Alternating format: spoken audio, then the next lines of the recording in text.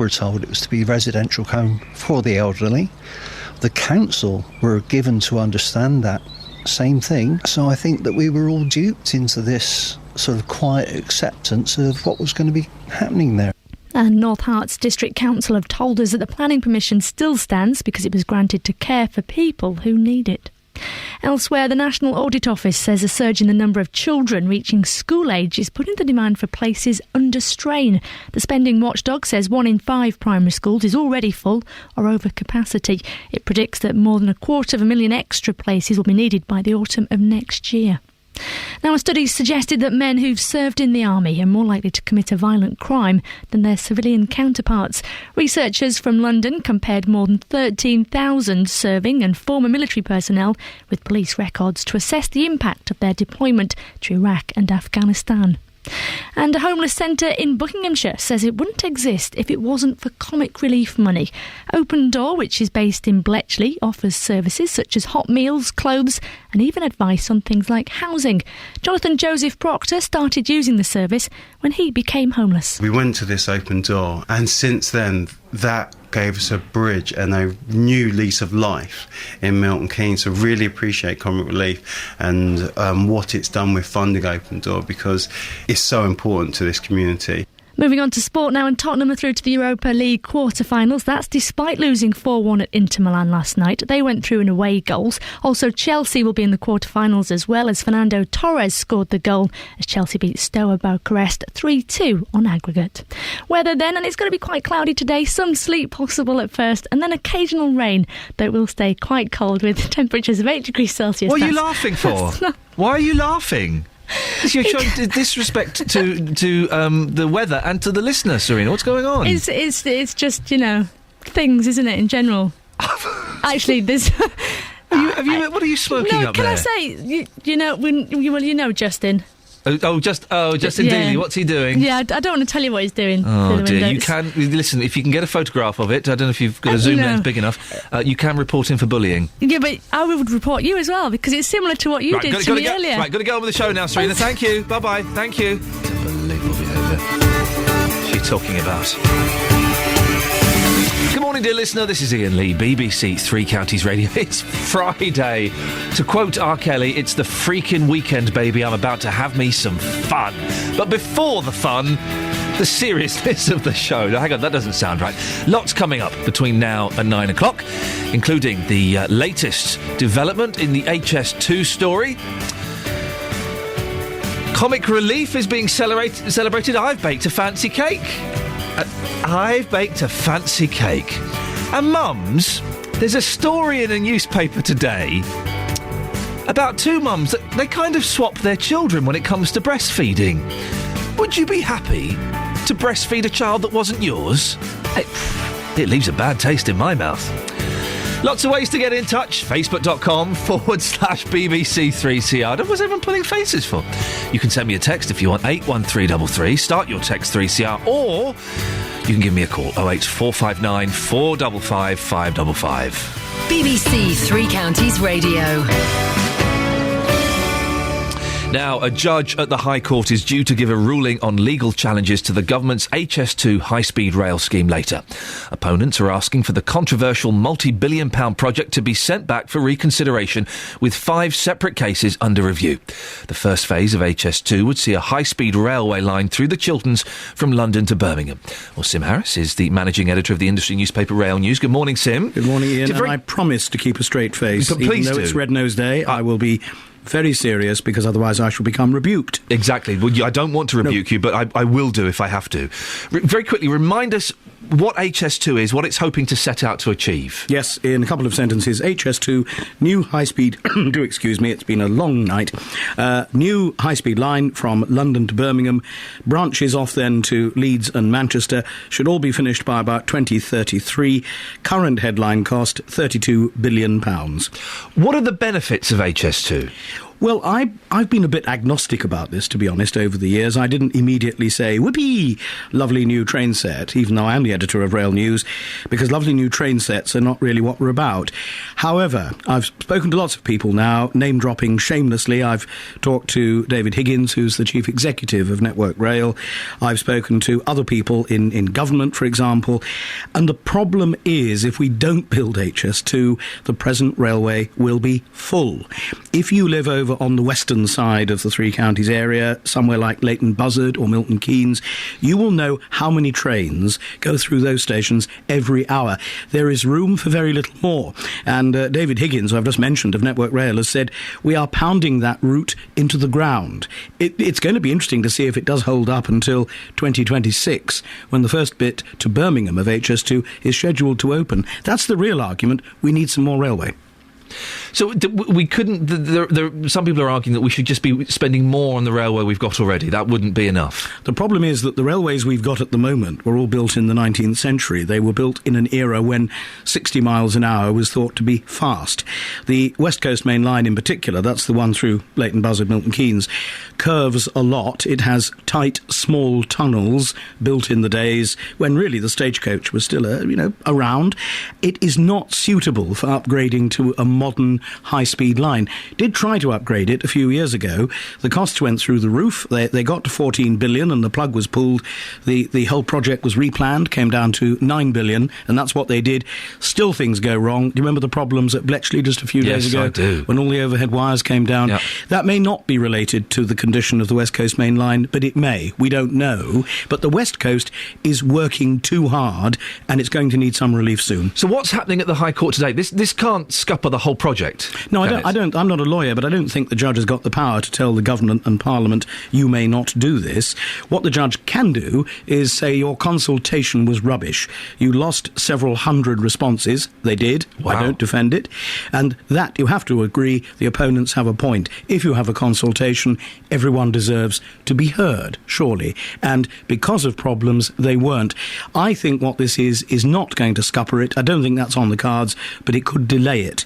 And at the moment, I think the view in the Chilterns and other places is delay is better than nothing. If it doesn't get delayed today, what's the next step? Well, the next step is what's called a paving bill, which is, well, I think that'll be happening anyway, to be honest. And that's nothing to do with the pavement.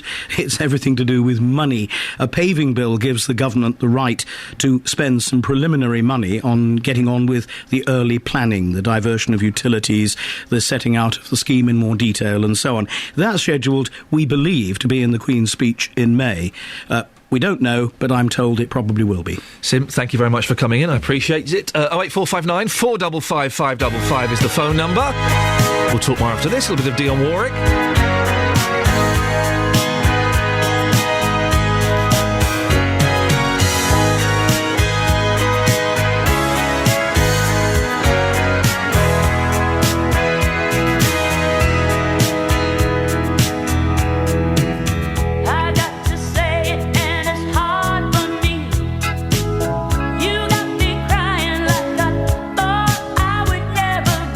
Love is believing, but you let me down.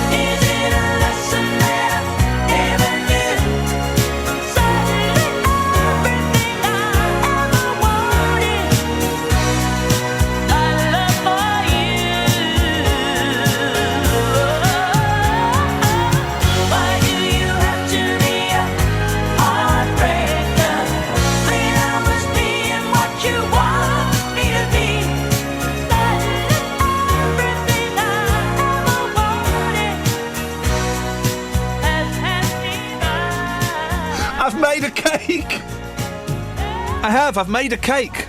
I've made a cake for Comic Relief, and I believe that who else has made a cake? Helen Lee, basically the Weekend Breakfast team. Helen Lee and David Prever have made cakes, and we will be eating our cakes live on air. It's for Comic Relief. I'm not quite sure how we're raising money for Comic Relief by making cakes and eating them. And we've spent our money on the ingredients. So instead of us putting money in a pot for something, we've made a cake. So if anybody can explain how that would be raising money for Comic Relief, then let me know. There's a story in the centre page of The Sun today. Sisters who share extraordinary and intimate bond. Right? Which is nice. Sisters bonding, great, wonderful, love that. Then you read the headline. We breastfeed each other's children. Oh, there's something not quite right about that. Having breastfed her son Mason, 3, and 6-month-old daughter Penelope, Courtney's been very open about motherhood. The pair, basically, 2 sisters, one of their kids gets hungry, they swap children. I don't know why. I'm a huge fan of breasts and feeding and breastfeeding combined. But the thought of breastfeeding a child that isn't yours strikes me as very, very odd. Makes me feel a little bit uncomfortable. If you're a mum, have you done it? Can we find someone who's listening to the show who'll go, yeah, I breastfed another kid that wasn't mine? Or does it turn your stomach? 08459 455 555. We've sent Justin Dealey out to ask about this. I'm not sure if he's the right person.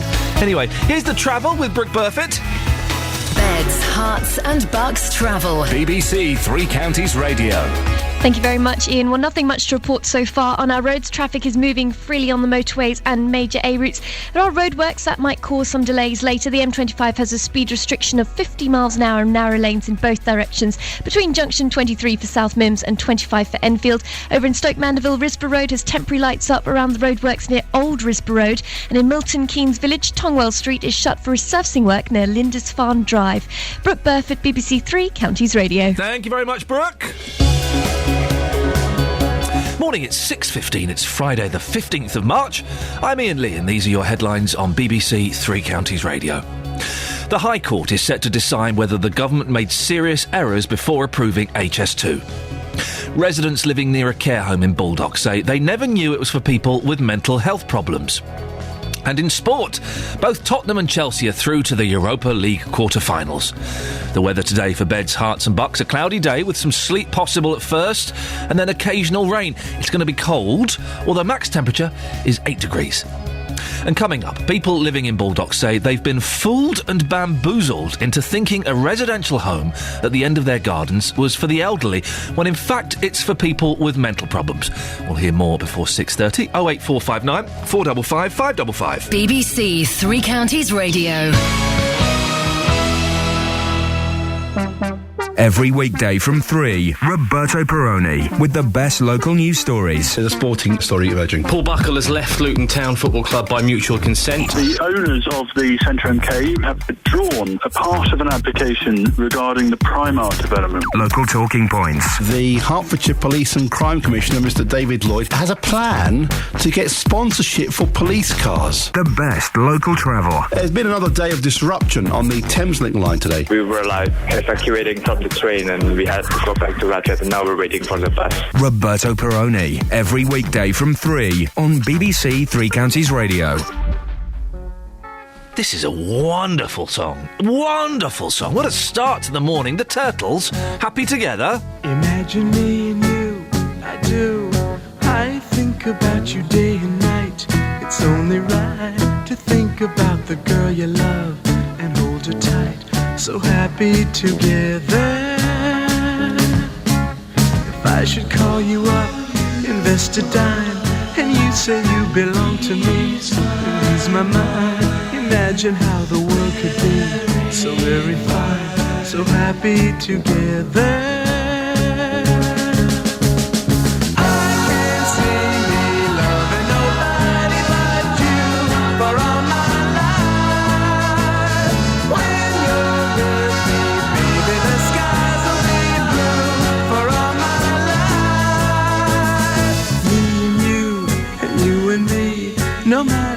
they toss the dice. It had to be. The only one for me is you, and you for me. So happy together. I can't see me loving nobody but you for all my life. When you're with me, baby, the skies will be blue for all my life. Me and you, and you and me. No matter how they toss the dice, it had to be. The only one for me is you, and you for me. So happy together.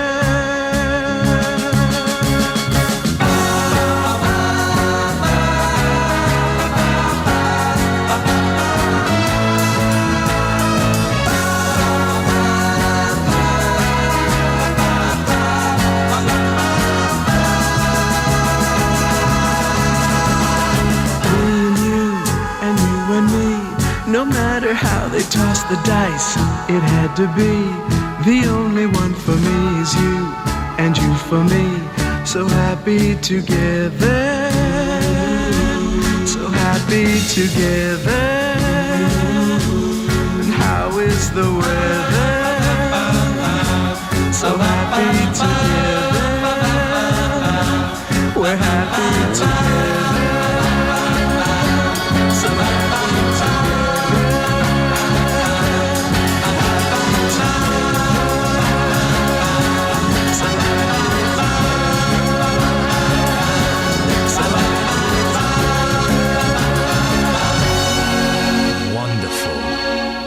That is just wonderful pop. I might have a little bit of a Turtles thing this weekend. I like the Turtles. They're good, they're silly and they're wonderful. Now, people living in Baldock say they have been fooled and bamboozled into thinking a residential home at the end of their gardens was for the elderly, when in fact it's for people with mental problems. This is a story which has angered residents. It's been in the comic newspaper this week. Baldock Manor is listed online as being a home for people with mental illness and learning disabilities, but the planning application was simply for a care home. Local residents claim a new metal fence proves there's now a secure unit there too. Peter Foxworthy took our reporter Jessica Cooper into his garden to show her how close the building is to their homes. As you can see, you can get a good idea of the proximity of the complex to our houses. Just the other side of the wooden fence is a chain link fence, which is slightly lower in height. And that's about a yard away from the wooden fence. When did the fence go up? What is your concern about the fence then, really? That went up first week in February. In fact, Sandra just got on a ladder to her fence, said to one of the crew that were erecting this thing, excuse me, but what are you doing? And they said, well, this is part of a secure unit. And that was the first indication we had that there was going to be a secure unit there. That had been denied when we had an open day there back in spring of last year. How do you feel then about how this has been handled, and from what you knew at the beginning to what you know now? Well, we as the residents received original copies of the planning application, made our own inquiries as to the type of clientele they were anticipating. We were told it was to be a residential home for the elderly. The council themselves were given to understand that same thing. So I think that we were all duped into this sort of quiet acceptance of what was going to be happening there. Not given the true facts about what it was going to be, who it was going to be for, and the impact it was going to have on our lives. Hello, I'm Sandra Brown. I'm more concerned about what the people are going to be in there. How has life here changed for you? Well, there has been a lot of bad language over there, and we've heard it in the morning, and it's just not on. Not a lot, because I don't think many people are in there at the moment. But what happens when it's all full up? That's my worry. I mean, and the secure unit, well, just blows your brain away. It's a bit near a house in the state for a secure. I could understand if it was in a big field, but not right next to houses. I mean, people listening to this might say, well, where do we have facilities like this? Where's the right place? I can understand anybody with mental issues, and if they've got to be looked after, they've got to be looked after. But lock up right next to a house and estate? It's a bit frightening. And if they've had an incident that they had to put that fence up without permission, what incident did they have? That's what I would like to know.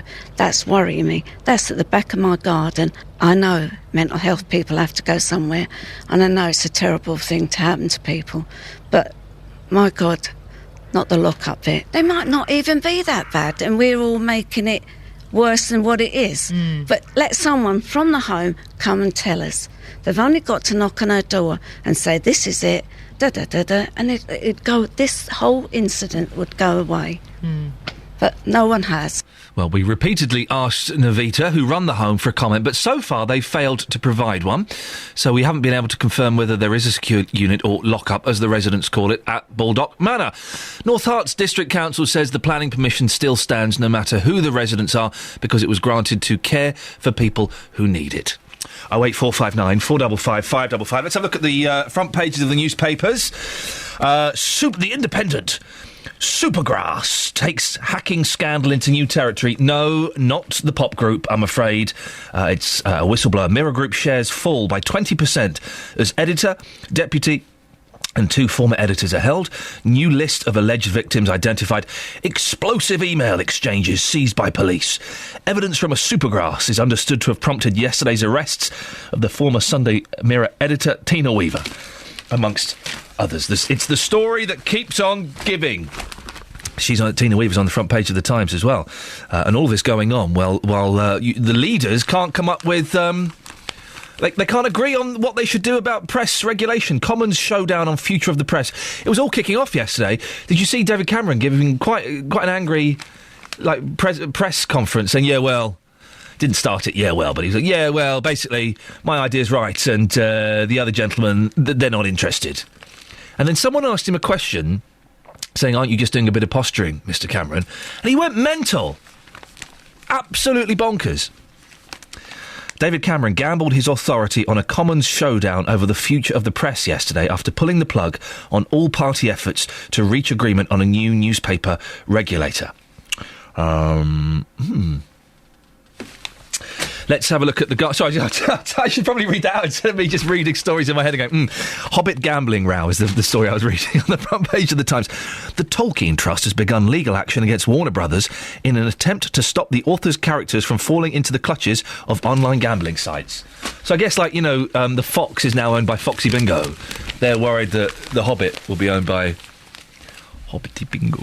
The Guardian. I don't know. There's Miranda on the front page pointing at me. What? Apologising for being rude the last time she met me? No, she's not. It's Comic Relief, Red Nose Day today, and to celebrate Comic Relief, I have made myself a lovely cake. We've all made cakes. Ian. Yes, Ollie. Just before we hang on a second. Sorry, I'm just doing the thing. So we've all made cakes. I've made a cake. Helen Lee. I think we should be honest, though. OK, Ollie, I'm just going to turn your microphone down for a second there. Thank you. We've all made cakes. Me, Helen Lee and David Prever have made cakes, and we've got a winner of the Great British Bake Off coming in later on to judge the cakes. Ooh, I hope I win.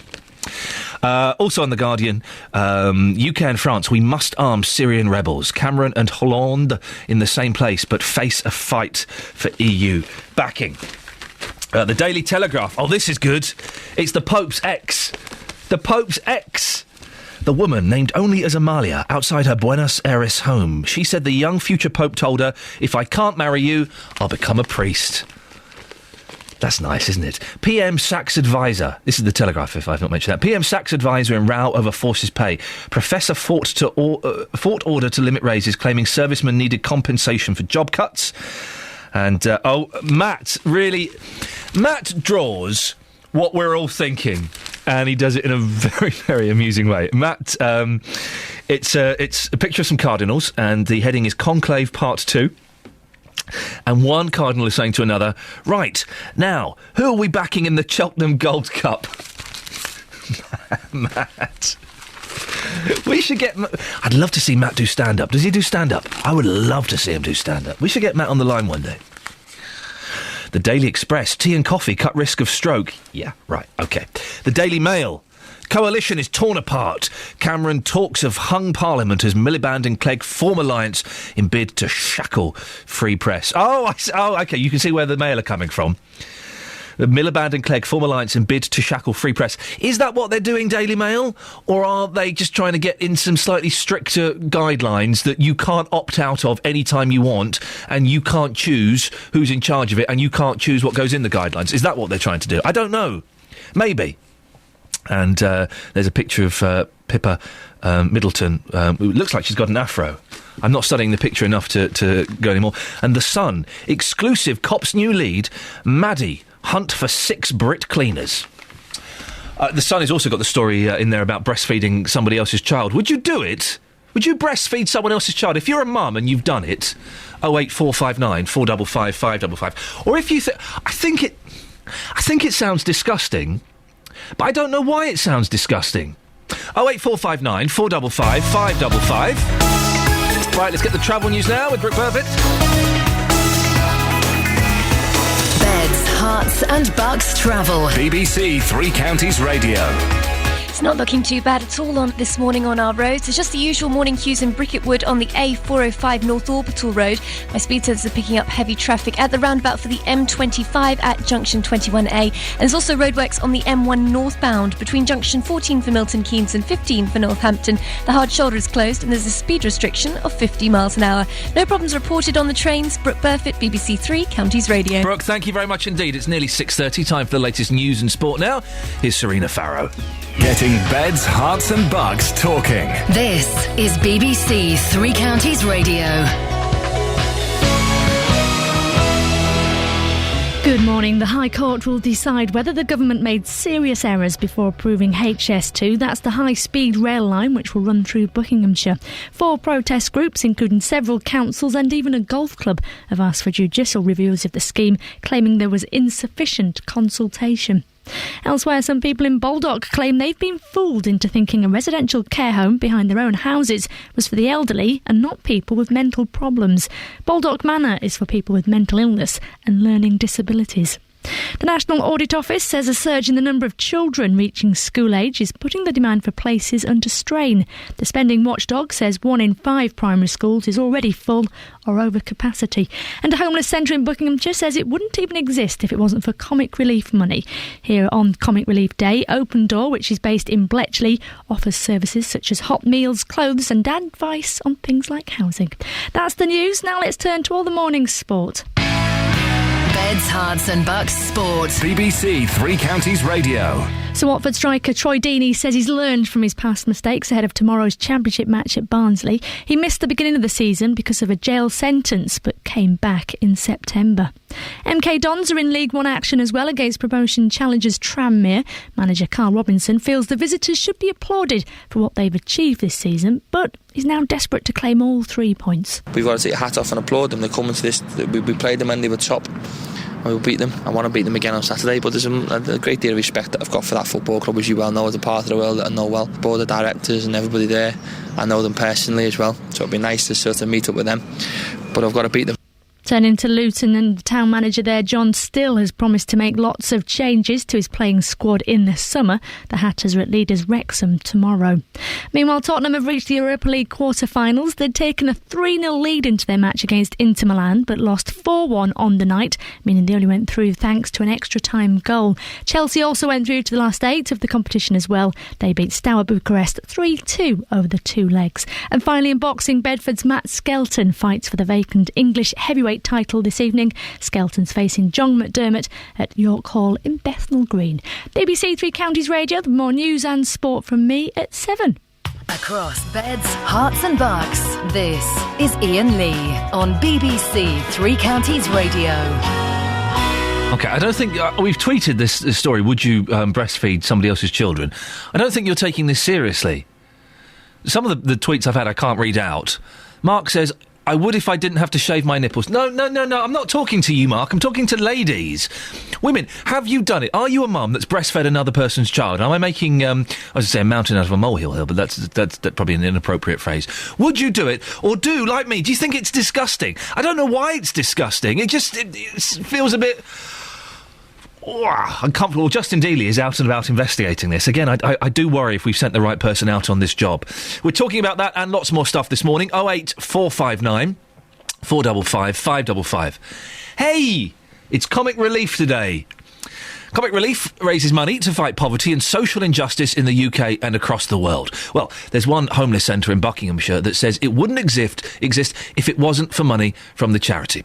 Our reporter Lorna Hankin went to visit the homeless project called Open Door. For whatever reason someone visits Open Door, we are able to send them to people for help with mental health issues, drugs, alcohol, housing, debt, welfare benefits, or they're just scared. A lot of people who come through don't think that they're worth bothering about themselves, for themselves. Jacqueline Longman runs this homeless centre here in Bletchley. She says without Comic Relief money, they simply wouldn't exist.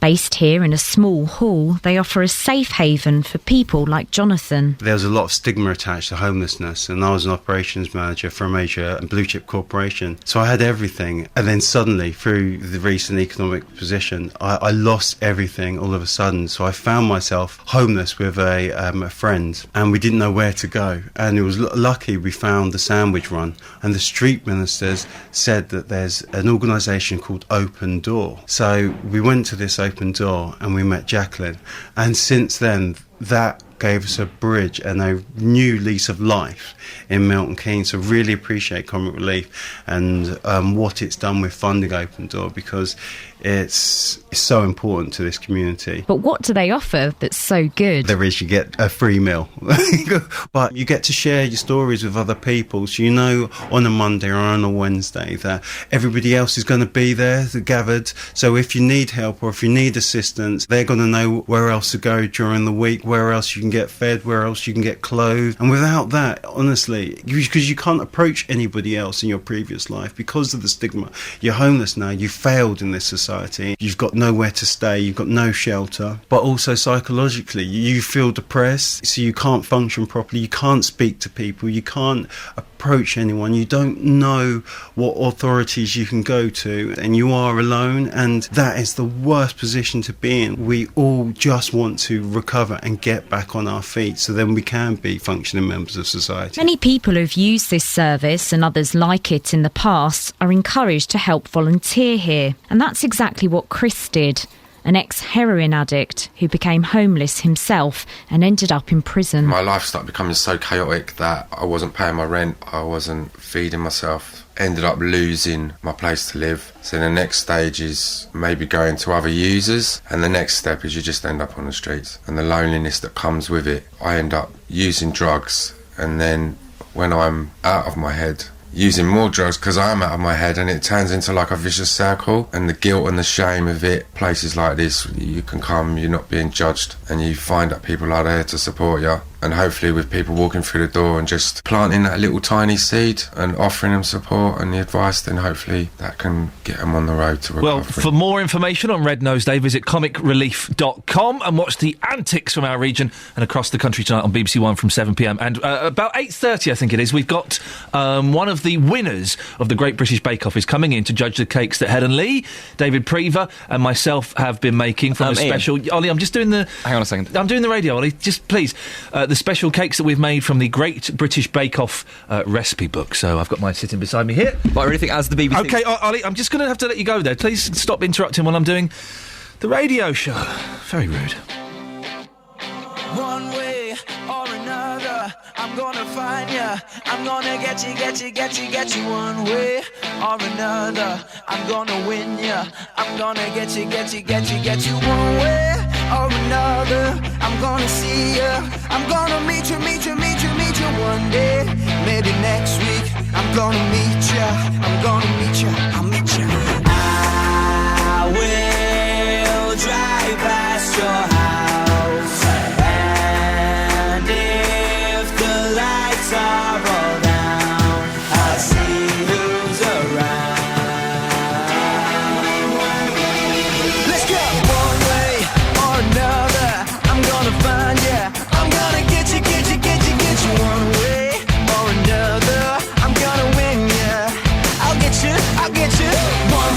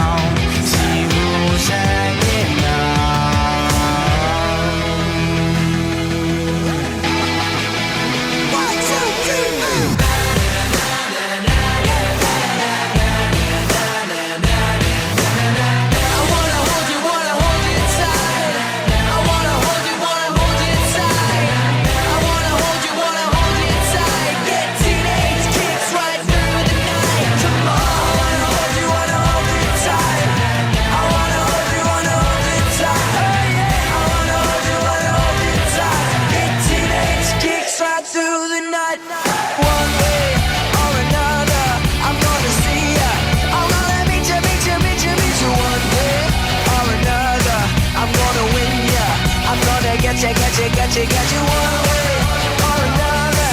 I'm gonna see you, I'm gonna meet you one day or another. I'm gonna win you, I'm gonna get you one way or another. I'm gonna see you, I'm gonna meet you one way or another. I'm gonna win you, I'm gonna get you one way or another. Well, that's One Direction and doing a little medley of One Way or Another, stroke Teenage Kicks, and that's the official comic relief song as opposed to all those unofficial comic relief songs that are floating around at the moment. Naughty, naughty people. Now, in one of the papers today, there's a story about breastfeeding. There are two sisters. They kind of just swap their kids and breastfeed each other's kids. And the kids look about 14. They do. Well, I think the eldest one they breastfeed is 3. I think that's too old to breastfeed. But anyway, is it ever okay to breastfeed someone else's children? Big fan of breastfeeding when it can be done. I'm not one of those people that are shy about it. If you want to do it in a restaurant, girls, you do it. Sisters, you want to sit out, in a shopping centre outside Smith's and breastfeed your child, you do it.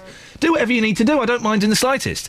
But breastfeeding somebody else's child seems a little bit odd. It sits a little uncomfortably with me. Well, we've sent our Areola correspondent Justin Dealey out and about this morning. Justin? Ian, good morning. I've heard your comments. Why am I not the right man for the job? I'm slightly confused. Can you back this up for me? It's because you're slightly confused. I'm worried that your tongue will be in your cheek and you won't be taking this serious social issue seriously. Not at all. It's a serious story. I've seen the photographs. I've read the article. I'm in Luton this morning. I've been getting people's views, some rather strong. Take a listen to this.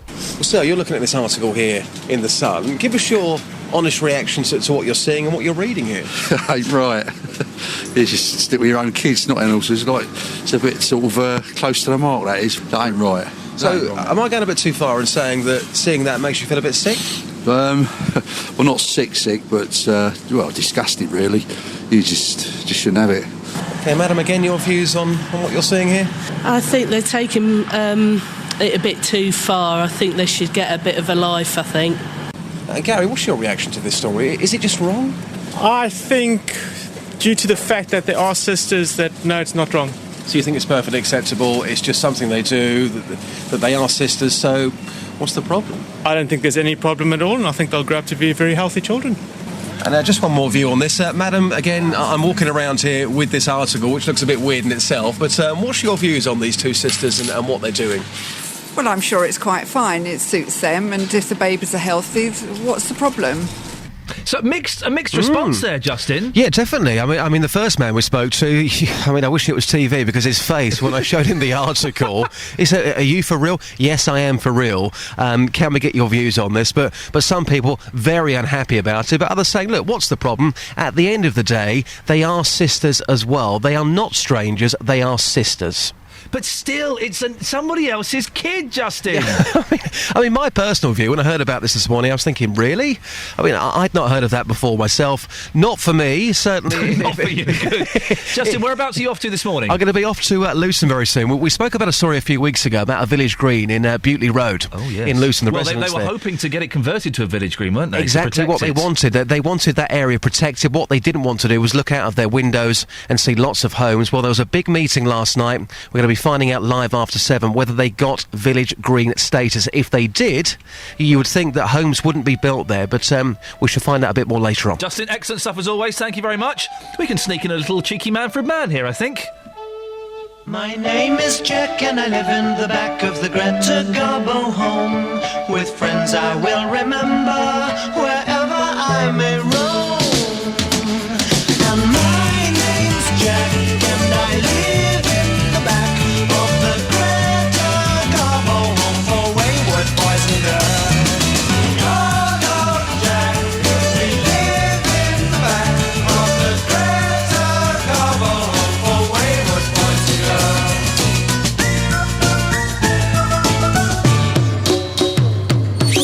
There goes Fred with his hands on his head 'cause he thinks he's heard the bomb. And here comes Superman, who really puts it on. It's lots of fun and I love to run up and down the stairs. I make as much noise as I want and no one ever cares. And my name's Jack and I live in the back of the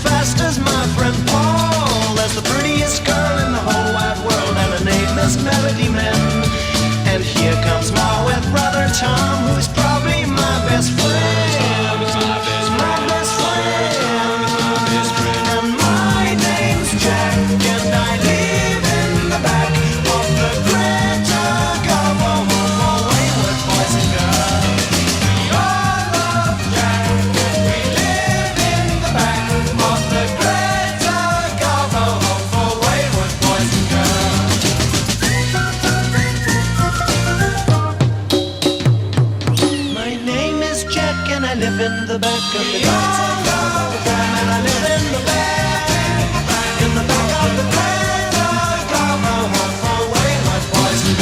Mann, my name is Jack. This is Iain Lee, BBC Three Counties Radio. 08459 455 555 is the phone number. If you want to take part, it's 6:45. Let's get the travel now with Brooke Burford. Beds, Herts and Bucks travel. BBC Three Counties Radio. The M11 northbound between Junction 5 at Loughton and Junction 6 for the M25 has a vehicle on fire, partly blocking the road. I'm checking my cameras. I can also see heavy traffic in Borehamwood on the A1 Barnet bypass heading south from Stirling Corner all the way to Apex Corner. And nearby in Wealdstone, there are works going on the gas mains on the high road near Risinghome Road, and temporary lights are up there, and that might cause some delays later. Brooke Burford, BBC Three Counties Radio. Brooke, thank you very much.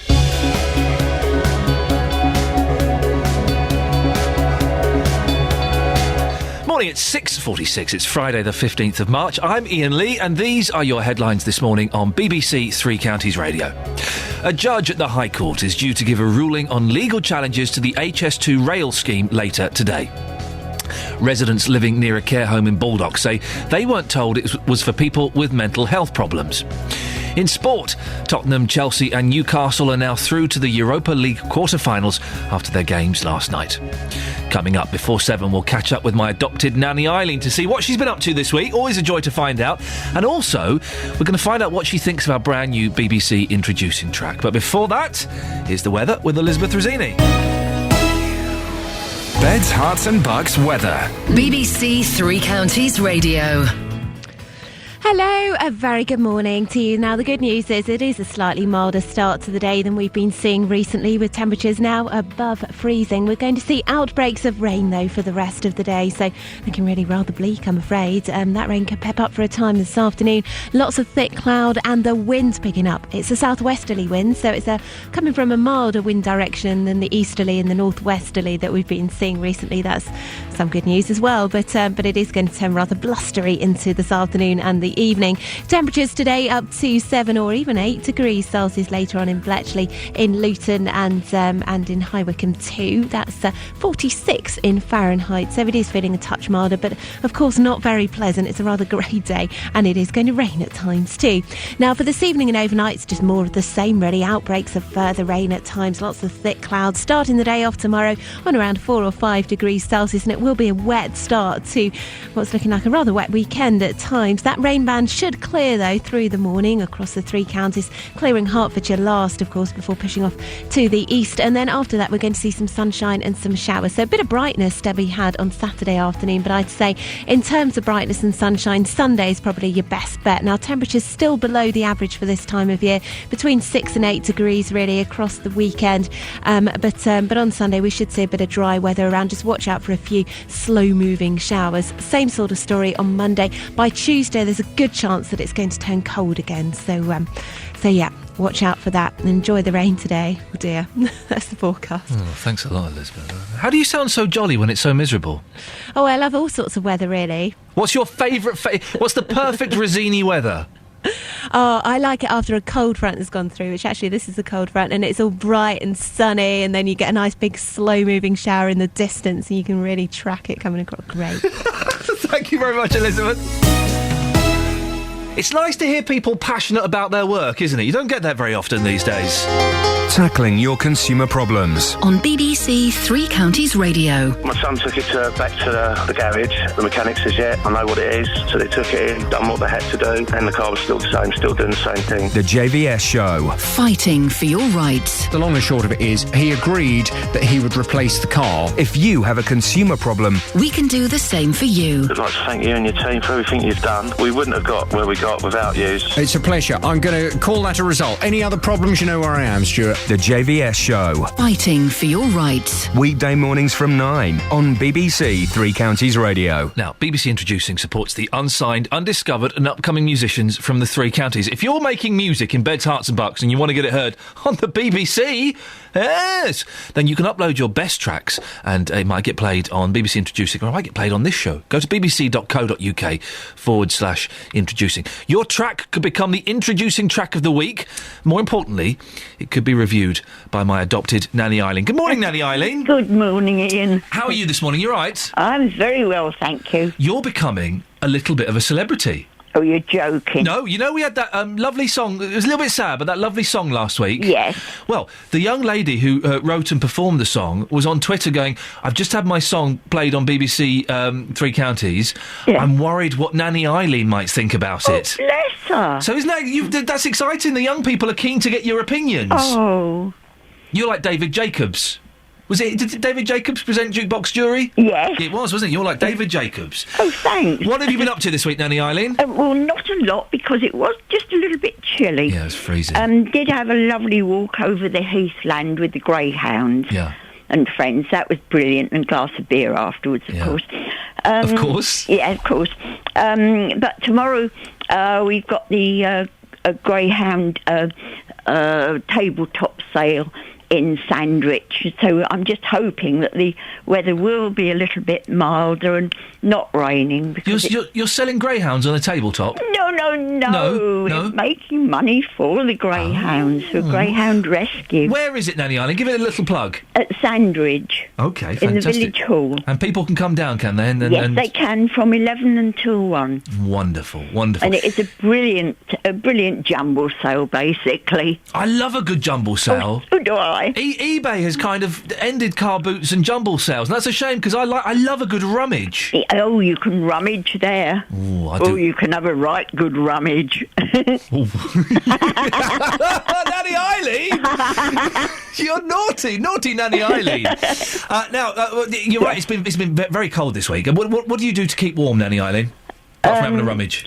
Oh, damn art and a woolly bonnet. You do what? Wear me bonnet. Oh, wear your bonnet. Have you been drinking this morning? No. Okay, you're a little bit giggly. I like it when you're giggly. It means you're being a bit naughty. Now, but guess what? At the end of the show this morning... Yes.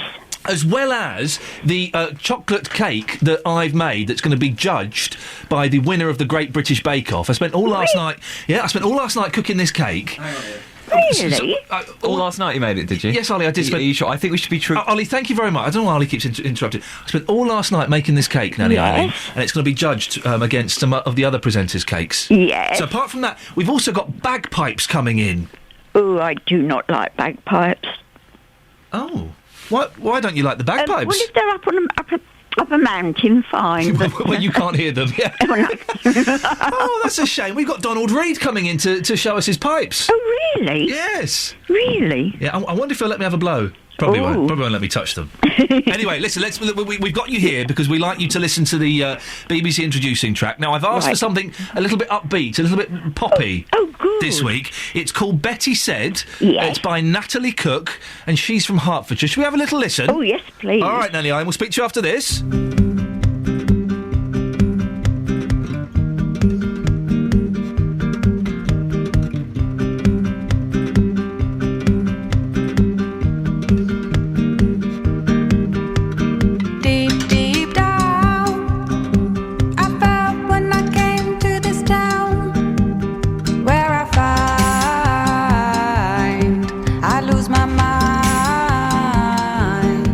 I know it can get worse.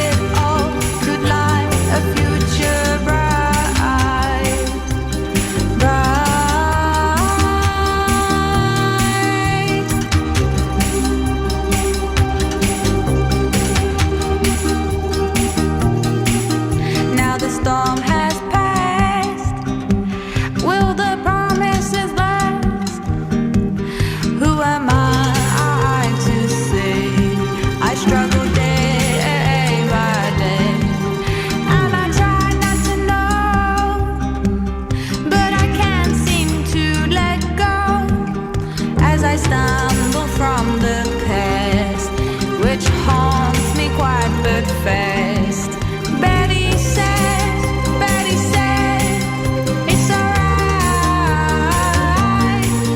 You can cry all day, you can cry all night if you will, if you please. Betty said.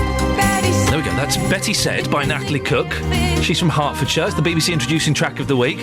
Well, Nanny Eileen, I do apologise. I promised you an upbeat, bouncy song, and we got more misery. What did you think of that? I liked her music. I liked her voice. Yeah, nice voice, lovely voice. Beautiful, clear voice. Wonderful. But these young people worry me so much. They don't seem to have...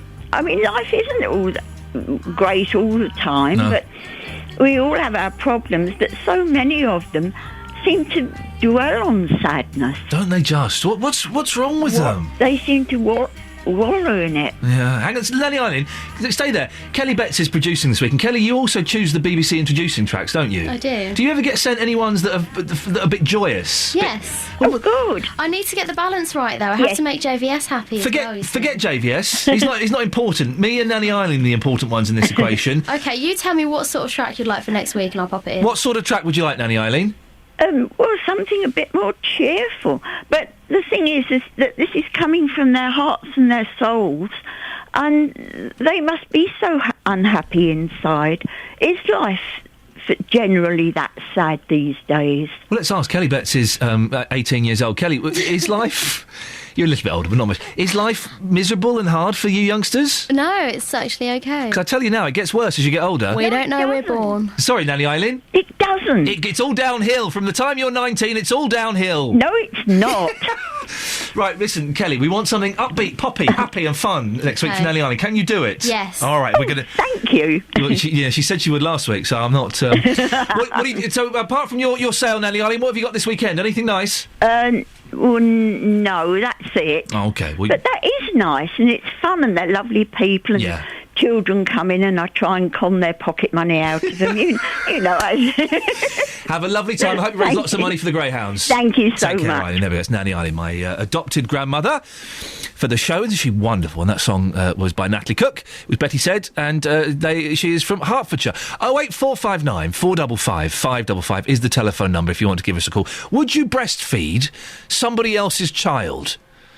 That's the question on everybody's lips at the moment. Ree says, no, I wouldn't breastfeed someone else's kid. I find that idea really, really creepy and oh so wrong. Then Illogical Cal says, and this does happen. This is a middle-class North London kind of thing. It's worse when people make puddings from excess breast milk and try to give it away. They do. Can I let you into a little secret? Got two boys. They were the breast milk was involved. I was constantly begging my wife to let me try some breast milk. Not from the sort, but from a little, from a little bottle. She wouldn't let me. So one night, when everyone was asleep, I, dipped my finger in and had some. It's quite nice. Right, let's get the travel news. There's nothing weird about that. Here's the travel with Brooke Burfitt. Beds, Herts and Bucks travel. BBC Three Counties Radio. Good morning. Well, traffic is quickly picking up here in this rush hour. On the M11 northbound, there's a vehicle on fire, partly blocking the road between junction 5 at Loughton and 6 for the M25. The M25 is busy itself anti-clockwise between junction 26 for Waltham Abbey and 25 for Enfield, probably not helped by the roadworks nearby. There's the usual morning queues in Borehamwood on the A1 Barnet bypass heading south from Stirling Corner to Apex Corner. I'm also picking up congestion on the M1 southbound around junction 11 for Dunstable. No problems reported on the trains this morning. Brooke Burfitt, BBC Three Counties Radio. Brooke, thank you very much indeed. 08459 455 555 is the phone number. If you are a mum, have you breastfed somebody else's kids? Was there anything weird about it? Am I just being oversensitive about something that really isn't that odd at all? Or does it disgust you? It disgusts me for some reason. I can't work out why. We'll be talking about that. We'll also be talking about HS2. We'll be finding out, did that little part of Beds, Herts and Bucks get converted to a village green? We'll discuss it after the news. Getting Beds, Herts and Bucks talking. This is BBC Three Counties Radio.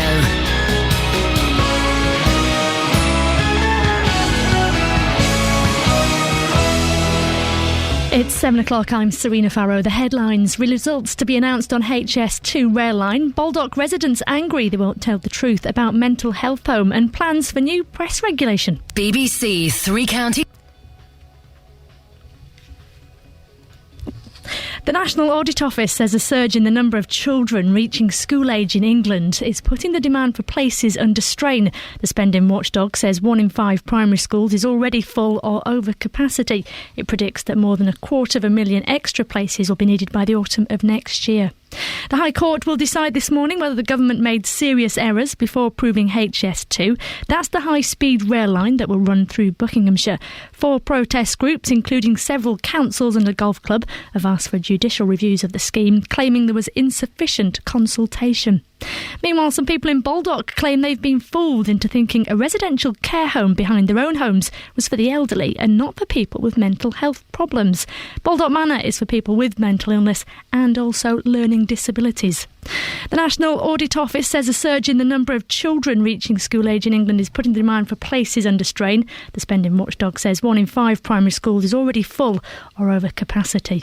And the homeless centre in Buckinghamshire says it wouldn't exist if it wasn't for comic relief money. Open Door, which is based in Bletchley, offers services such as hot meals, clothes and advice on things like housing. And finally, David Cameron and the French President Francois Hollande will today try to persuade fellow European leaders at the EU summit in Brussels to lift the arms embargo against Syria. Yesterday, Mr Hollande said France was ready to supply weapons to rebel forces fighting the government of President Assad. Turning to the weather then, and it's still quite a mild day, although we could see some rain later on. Temperatures reaching 8 degrees Celsius.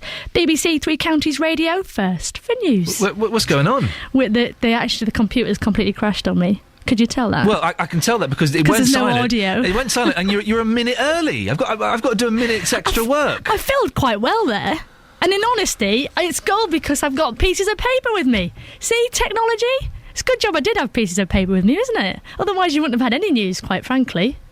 You know, which isn't a good job, is it? Considering that's what I'm here for. Putting myself out of a job, really. Yeah. Anyway, should we move on?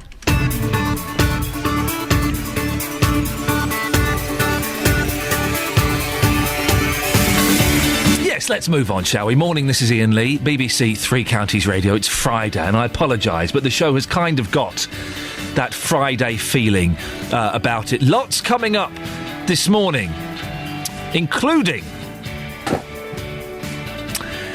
protesters are at the High Court today to try and stop, or at least pause, the plans for the HS2.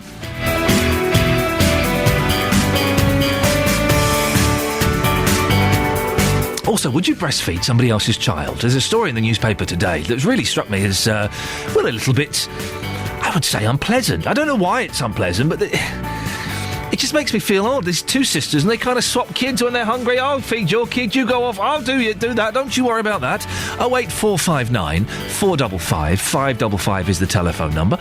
81333 is the text number. Start your text 3CR. Or you can go to facebook.com/BBC3CR and have your say. BBC Three Counties Radio.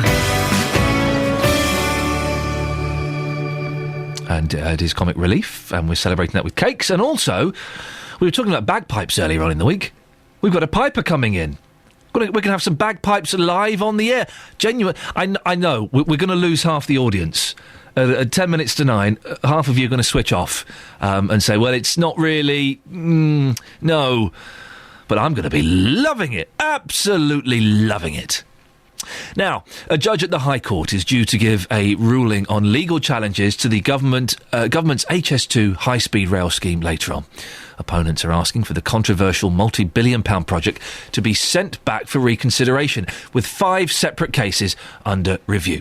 Well, we can talk now to Adam Thomas. He lives at Great Missenden in Buckinghamshire, along what could be the HS2 route. How does the planned route for HS2 affect you, Adam?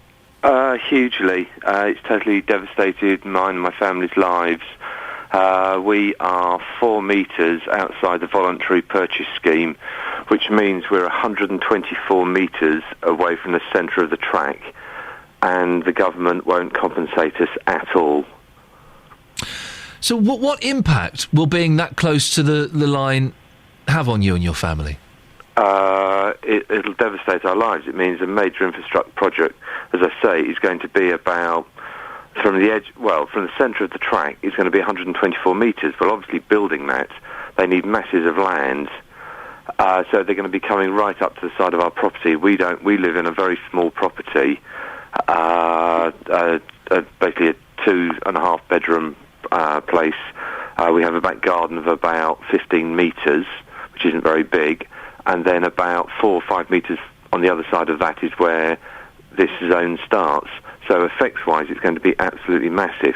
They're going to be building in the field on the other side of the road to us a massive workers' camp, which might hold up to 1,100 caravans. There's going to be a major works depot for all the machinery. They're pulling down our local pub, which serves 3 villages, which is about 250 metres away. They're rerouting the roads. They're building a bridge. As I say, they're putting the railway 124 metres away from our property. How did you find out about this, Adam? Did you get a letter through the post, or did you see it on the news? We saw it on the news. We didn't get a letter from the government for about a year after it was announced. Wow. And they won't speak to us at all. We've tried to get the government to speak to us. Our MP, who's been very good, has tried to raise questions in the House and get the Minister to speak to us, but they won't. And our situation is different from most, is because I'm a full-time wheelchair user.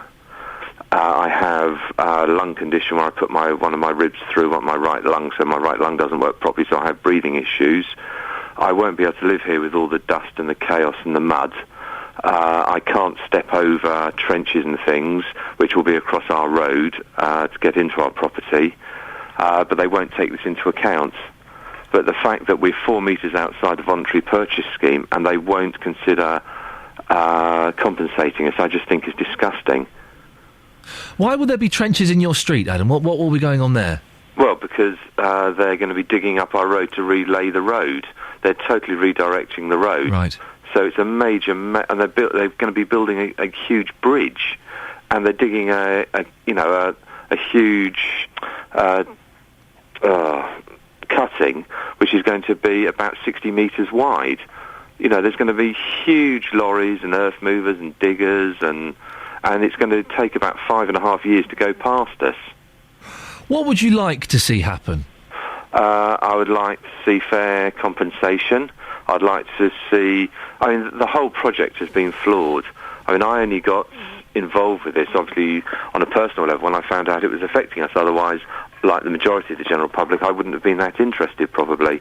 But when you actually start looking into the business case, etc., you realise how flawed the whole scheme is. I mean, if you just take the fact that, you know, we're going to be spending all these billions and billions of pounds on a train to link up to Europe that doesn't. I mean, do the general public realise the train is going to go into Euston Station, then you've got to get off the train and walk for half a mile to St Pancras and get back on another train at another station to carry on your journey? Surely if we're going to build a new high-speed rail link, it must link up to the existing system. We're the only country in the Western world who's building a high-speed rail system that won't link up to its major airports. I mean, how crazy is that? Adam, stay there for a second, because I want to speak now to Stephen Joseph, who's the Hertfordshire-based chief exec for the organisation Campaign for Better Transport. Morning, Stephen. Oh, you're there. Sorry, good morning, Stephen. Good morning. Morning. Doing a show like this for the last 6 months or so, I've heard lots of stories similar to Adam's. It's been a bit of a cock-up, hasn't it?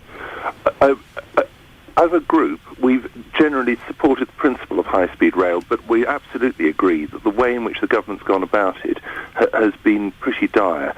We've argued that, and I think they've taken a very narrow view of what blight is, how compensation works, how to consult, and we've consistently argued that they need to do better than this, that they need to give proper compensation early to people who are affected, like your caller, and that they need to plan things like this much better. They've done a bit better, I think, on the phase 2 going north of Birmingham, in that they've actually done a bit more prior consultation, but even there hasn't been any kind of detailed work. I do see there is one problem with this, is that which is that you either have to set out a general route and then do the detail, and the government are caught in that they either don't wait until they've got absolutely every detail sorted out and then publish, in which case people accuse them of having made all the decisions beforehand, or they put out general routes and then people say, well, you haven't done enough detail. But the principle, but the way in which the government have gone about this has been very poor, particularly for people in the ground affected. What are the benefits, Stephen, of HS2? Well, the argument about HS2 is that, firstly, I'd agree with a lot of the opponents. The business case the government put up is rubbish, but actually there's a better business case than the government put up. The government is justifying this on time savings, which is mad. What you want to justify it on is capacity, and the fact is that I know this is controversial because there are some experts who say this isn't true, but the West Coast Main Line is full now. All the projections are that it will be very difficult to accommodate future growth, not just for passengers but for freight. And a lot of people say we want freight off the roads and onto the railways. If we want that to happen, we've got to make capacity available, and that means that you have to provide some extra lines and capacity. There was a proposal a few years ago, not for a high-speed line, but for a freight line, and that caused equal concern and problems. And I think we've got to have some kind of extra line, extra capacity, and HS2 is one way of doing it. It's not quite true to say there won't be a connection between this and Europe. There is a connection planned between High Speed 2 and the High Speed 1 to the continent. The problem is that it isn't a very good one at the moment, and we and others have been arguing that it needs to be better, so that you can have exactly the through running of trains to the continent that Gary was talking about. Well, Adam, do you? We've heard the argument from Sim earlier this morning and from Stephen just then that we do need the HS2 because our rail network, it's kind of getting close to full capacity now, and in 20, 30 years' time, it's going to be absolutely stuffed. Do you agree that we need something, Adam? Well, it's interesting you should say that, actually, because with the judicial reviews that are coming up, I listened to a lot of it in court, and we've been asking for Freedom of Information Acts on capacity because we knew the government had done their own tests on what the capacity was like, and they refused to give it to us. And then 2 days before the court case, they were made to give us the information, and that report that they shelved and tried to hide proves that in peak times the West Coast Main Line was only running at 54% capacity. But we also know that the government did their own costing system, which stated that although they've doubled the price, it's still only 5.8 billion, say only, it's still a lot of money, but it's a fraction compared to the other money that they're charging for HS2, which is going to be about 50 billion. But they said that for about 5.8 billion, we can increase the capacity hugely on the existing system by building longer platforms, building longer trains, sorting out about 5 existing pinch points. So for that money can be spent much, much better for the country. We don't actually need to build a high-speed rail link. Stephen, we don't need it. We're not at full capacity. We're nowhere near it. I'm afraid I just disagree with that. That 5.8 billion is going to be spent anyway this side of the HS2 happening, simply because that capacity is going to be needed as well. So I'm afraid that's not true. And actually, if you talk to almost any railwayman, particularly the people currently running the West Coast line, they'll tell you that you can't make the existing line cope, not just with the passenger capacity, but as I say, there's a real importance about getting freight off the roads and onto the railways, and we've got to provide space for that. And Stephen, finally, what could happen in the High Court today? I think what will happen today is that what could happen today is that the consultation process will be, and maybe some of the compensation issues will be, could be overruled. But I don't think that the government will will be told to go back and stop the whole project, because I don't think that's part of the case. They may have to redo some of the consultation there. Stephen, thank you very much. Stephen Joseph, Hertfordshire-based Chief Exec for the organisation Campaign for Better Transport. And thank you as well to Adam Thomas, who lives just 4 metres out of the voluntary purchase zone and lives on the HS2 route.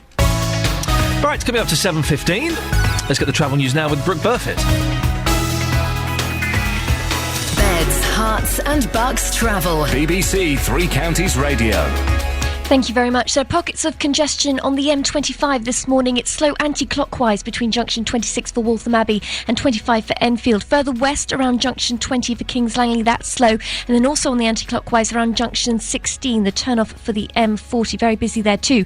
The queues in Borehamwood on the A1 Barnet bypass southbound have unfortunately got worse. It's starting from Stirling Corner and going all the way to Mill Hill Circus now. And finally, the M1 southbound, that's picking up on my speed sensors, moving slowly around junction 11 for Dunstable. Brooke Burford, BBC Three Counties Radio. Thank you very much, Brooke. Someone tweeting me about an early part of the show, the Nanny Eileen music review. Scott has tweeted me, "My heart is genuinely in my mouth when you go over to Nanny Eileen for her opinion. So tense. It is, isn't it? It is very tense." Morning, it's 7:16. It's Friday the 15th of March. I'm Iain Lee, and these are your headlines this morning on BBC Three Counties Radio.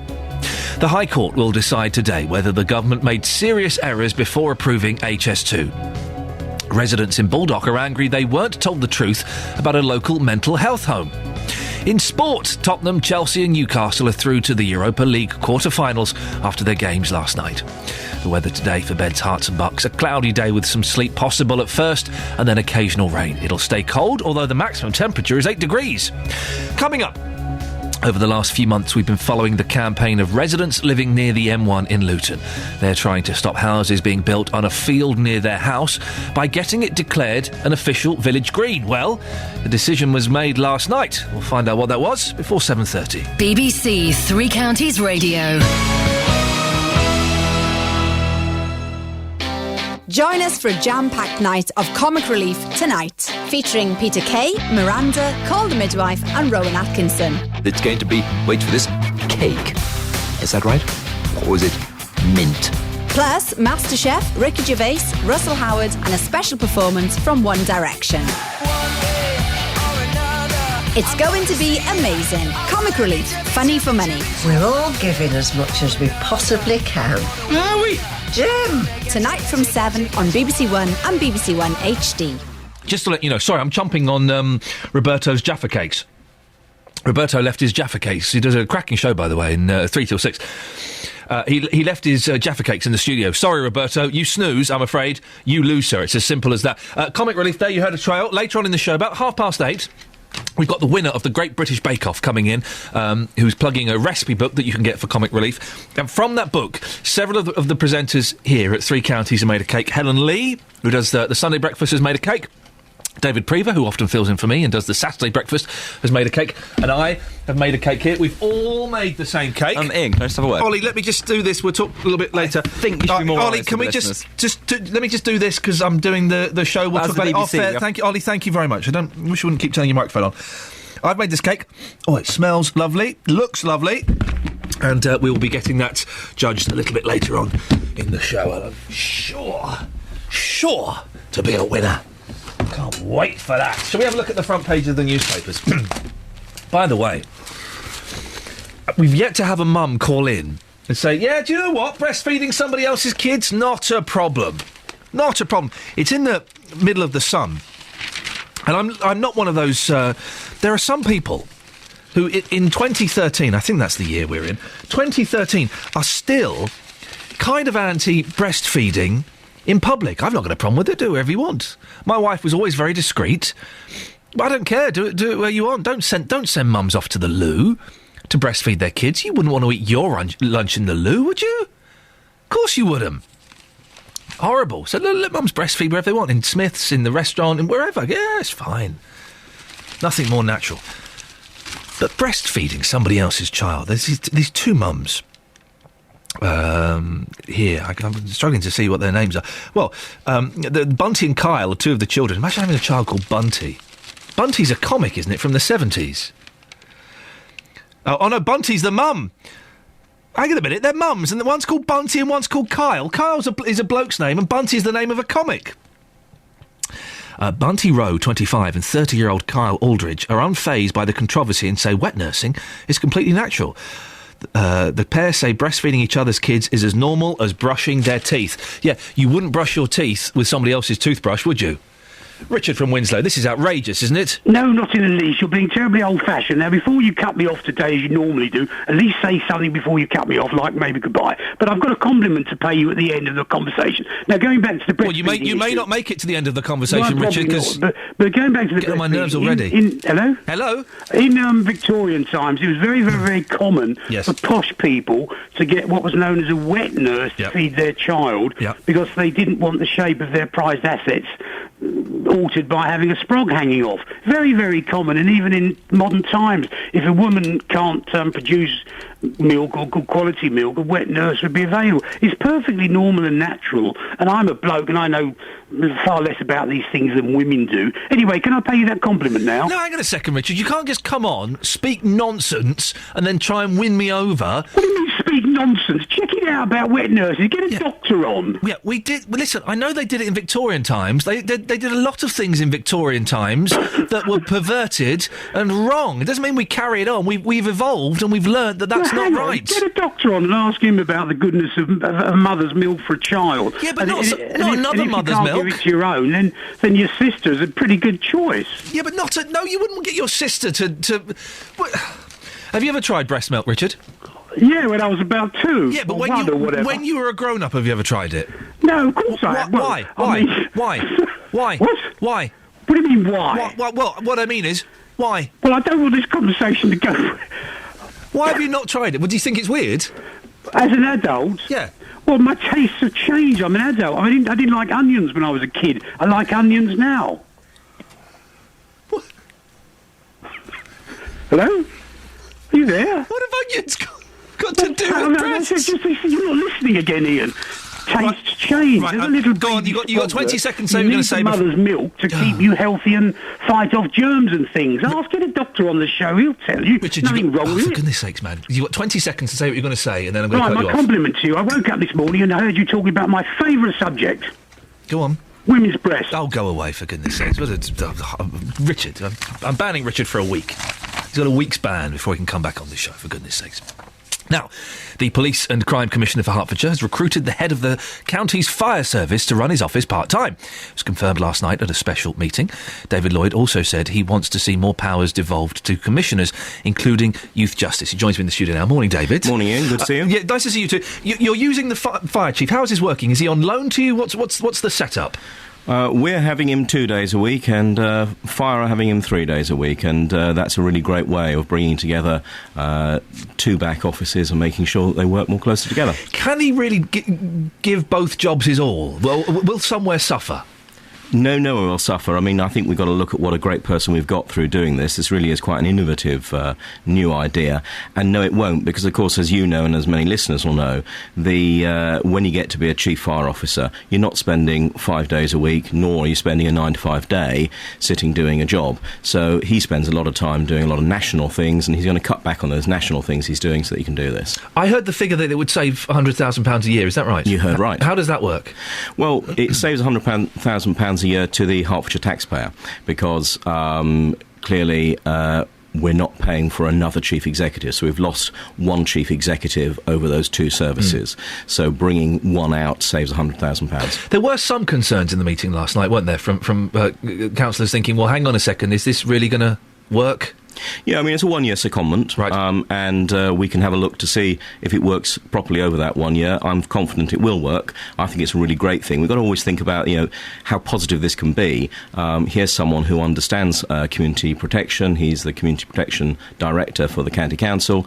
He really understands the whole broader issue, as well as being someone who's put out fires in his life. Are you any closer to getting a deputy? The last one stepped down after sending out some ill-advised tweets, I think we could phrase them. Where are we with that situation? Well, at the moment, I'm waiting. I want to wait until May just to reflect on everything. Obviously, I want to bed in a new chief executive. I want to see how that works before I think about the rest of the team and how that's working. I may well decide to have a deputy, but I haven't certainly made my mind up. And if I do, I think it's a different stage of being a commissioner. When Rachel was my deputy, it was at the very, very outset. Now I've established a little bit more of a presence. There are different things I might want to do. I want to reflect on what sort of person I need, and we'll probably go out to some form of advertisement just to see what's out there. I'm kind of available. I finish here at 9 o'clock in the morning, so I'm happy to come and hang out. Well, the trouble is, the sorts of things that you say too often are very, very difficult, I'm afraid, Yes, Ian. But, I do have to be careful with that. Yeah, I would be doing ill-advised comments on the radio. You're also looking to take on the role of dealing with youth offending. Yeah. What can you do at the moment, and what kind of new powers are you hoping to get? Well, at the moment, this is an idea that I'm sort of pushing back. At the moment, people don't understand how we look after youth offending. There's a rather faceless central organisation called the Youth Justice Board, which is a national organisation which oversees a lot of the work which happens through the youth offending teams locally. I think that now we've got local police and crime commissioners who are charged with looking after criminal justice, and remember, a quarter of our offenders are youngsters. It would be good if they were pulled more locally into that offending was looked after more locally for those as well. So this is an early idea. It's one that picks up on what the parliamentary committee on this has said, and I think it could well work. I think it's a good local idea. This is what we've been elected for, to look after crime locally, and this is a way that we could do it. Well, what are you going to do to reduce youth offending? Well, I think youth offending is about working with the different partner agencies, and of course there's an element of that already, but it's about working in the schools, it's about working out there in the community, it's about making sure that people are properly educated. We need to look, if you look, and I don't want to get into criminology too much, but if you look at those who start offending, quite often there are family traits around it. There are all sorts of lines which you look at and you see that unfortunately it gets repeated generation after generation. I really want to break that cycle. I think the way to break that cycle is to get involved early and to get involed locally. Now listen, are you busy as the PCC? You've got your time's kind of taken up. You're not going to ask me to do an hour every morning here, are you? Maybe we could do a little shift. No, because the county council election's coming up in May. You're still going to stand as a councillor? I am indeed. How? Why? Because I really think that it's important. I mean, it's almost a unique situation that the Hertfordshire constabulary area is exactly the same as the upper tier. That doesn't happen in Thames Valley, that doesn't happen in Bedfordshire, but it happens in Hertfordshire. And I think it's really important that you've got someone who is able to bring together and work alongside those two very large agencies, which are both involved in crime reduction. I'm going to put something to you. You, sir, are not the PCC. What am I then? You're not the Police and Crime Commissioner. I heard that you said the wrong oath. So technically, if I were to take a challenge to court, I could get you deposed. Is that right? What happened there? The great thing is that we've got an officer who's in charge of looking after this, the electoral returning officer, and he is a man who always thinks outside the box and recognises that you should always take your oath once in private and once publicly. Right. So actually, he had the right oath on him, and I was able to make the oath in front of him. The oath you did in public was the wrong The oath I did in public was subtly changed. What I understand I was reading, although broadly exactly the same oath, yes, was the one which the Home Office went out to consult on. And like any good organisation, like the Police and Crime Commissioner's Office, when we go out to consultation, we do sometimes change things afterwards. I'll be changing bits of my police and crime plan. So you are the PCC. I am still the PCC, and I'm still working for everyone. Yes. Now listen, I don't know if you know, it's Comic Relief today. The presenters here have been asked to make a cake, and I have made... Oh, dear. Don't worry, I'm not going to ask you to try it. Yes, well, I am glad about But look at this. This is what I spent all last night making. It's amazing what... Did you make it, though, Ian? I think you should... Ollie, I'm just talking to David Lloyd, so just... You should be honest. David, Ollie, I'm talking to David Lloyd, please, so just button it. Stop opening your mic. I made this cake last night. What do you think? Did it look impressive? Well, I have to say... Get a whiff of that, David. Get a whiff. If size matters, certainly it's got some girth to it. David Lloyd, you're making me blush. Always nice to see you, sir. Thank you very much for coming in. Right, let's get the travel now. Here's Brooke.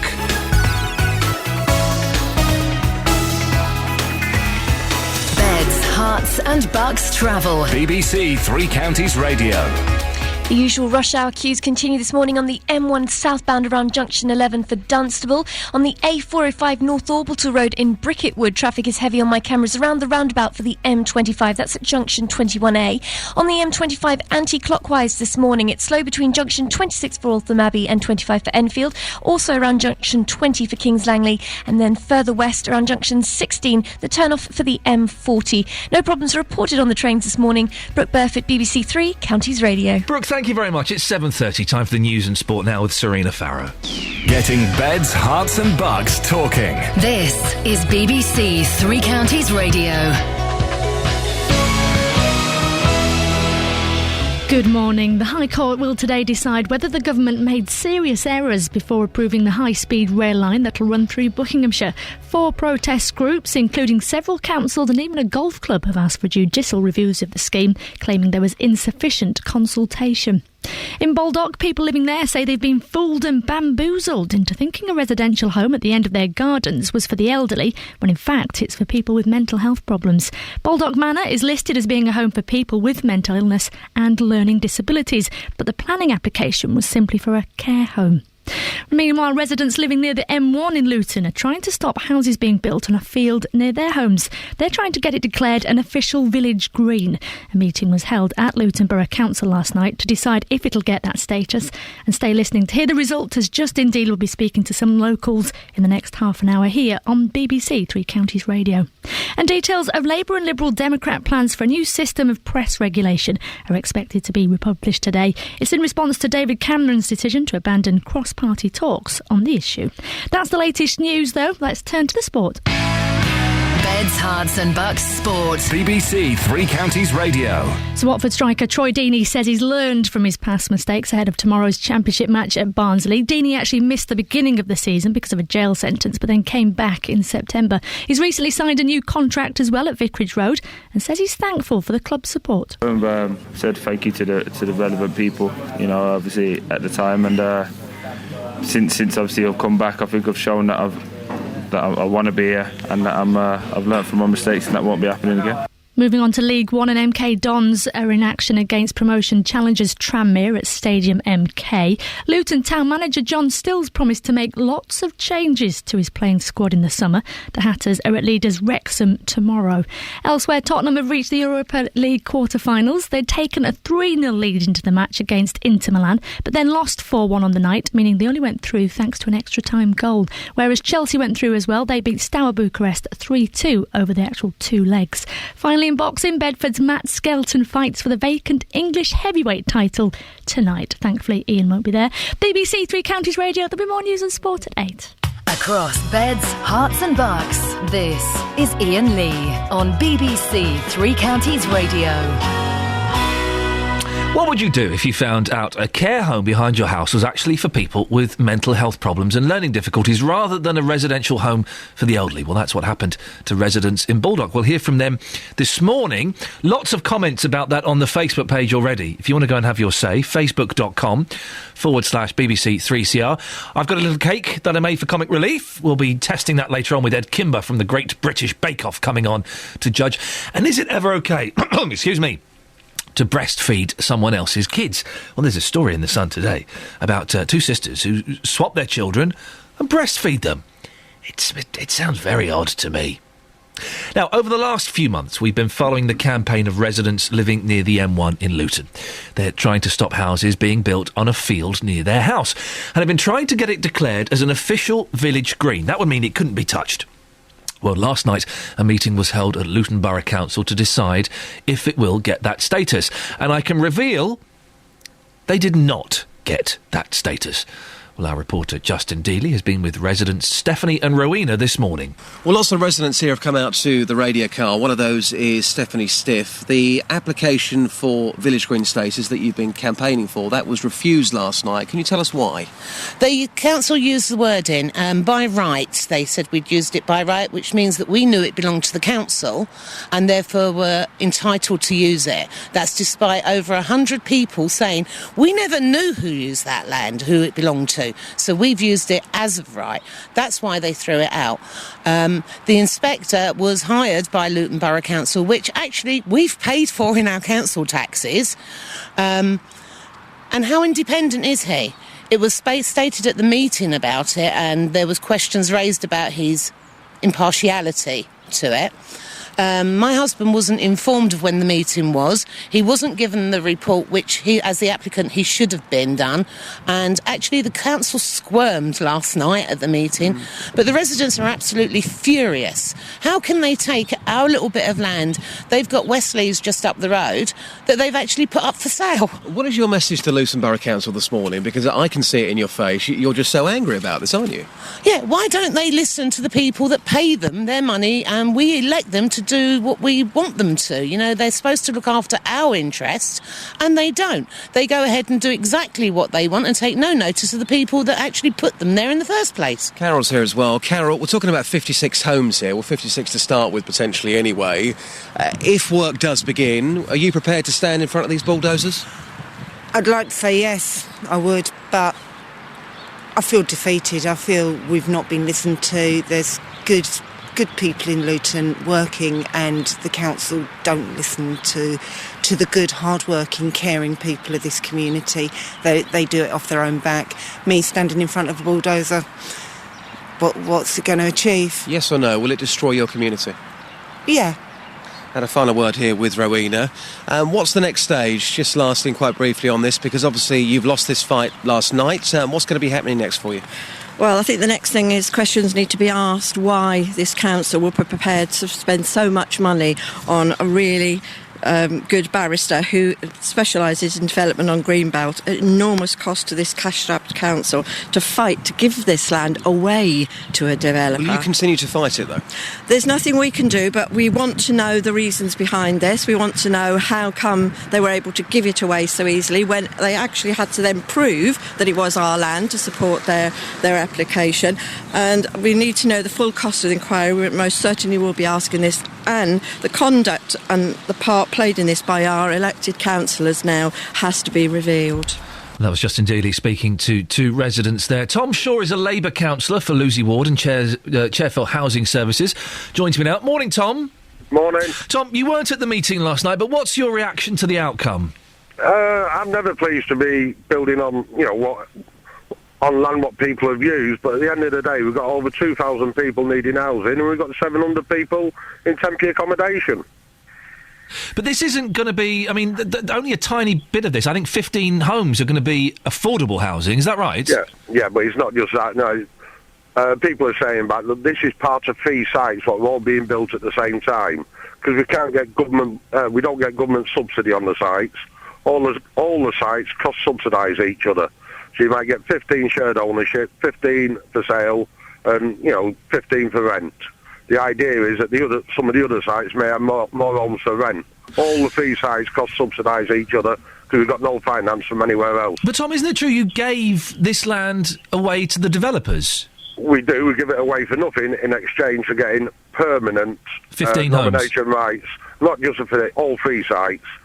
We get permanent nomination rights for people that need social housing. But so you gave this land away, this piece of land, and on that piece of land, you gave it away. On that piece of land, you're going to get 15 homes, and you also let the developers off about £1 million as well. Is that right? We haven't left the developers off about £1 million. No, that's not right. You get 15 homes, you get 15 shared ownership and 15 for sale. The shared ownership and the for sale ones are for Luton people. The 15 shared ownership on top of the rented ones are for people what are on the housing waiting list or can afford to buy a share of a property and move up later. Yeah. All the sites cross-subsidise each other. The barrister was paid for partly by the company, Waits, which are doing the Building and Catalyst Housing Association.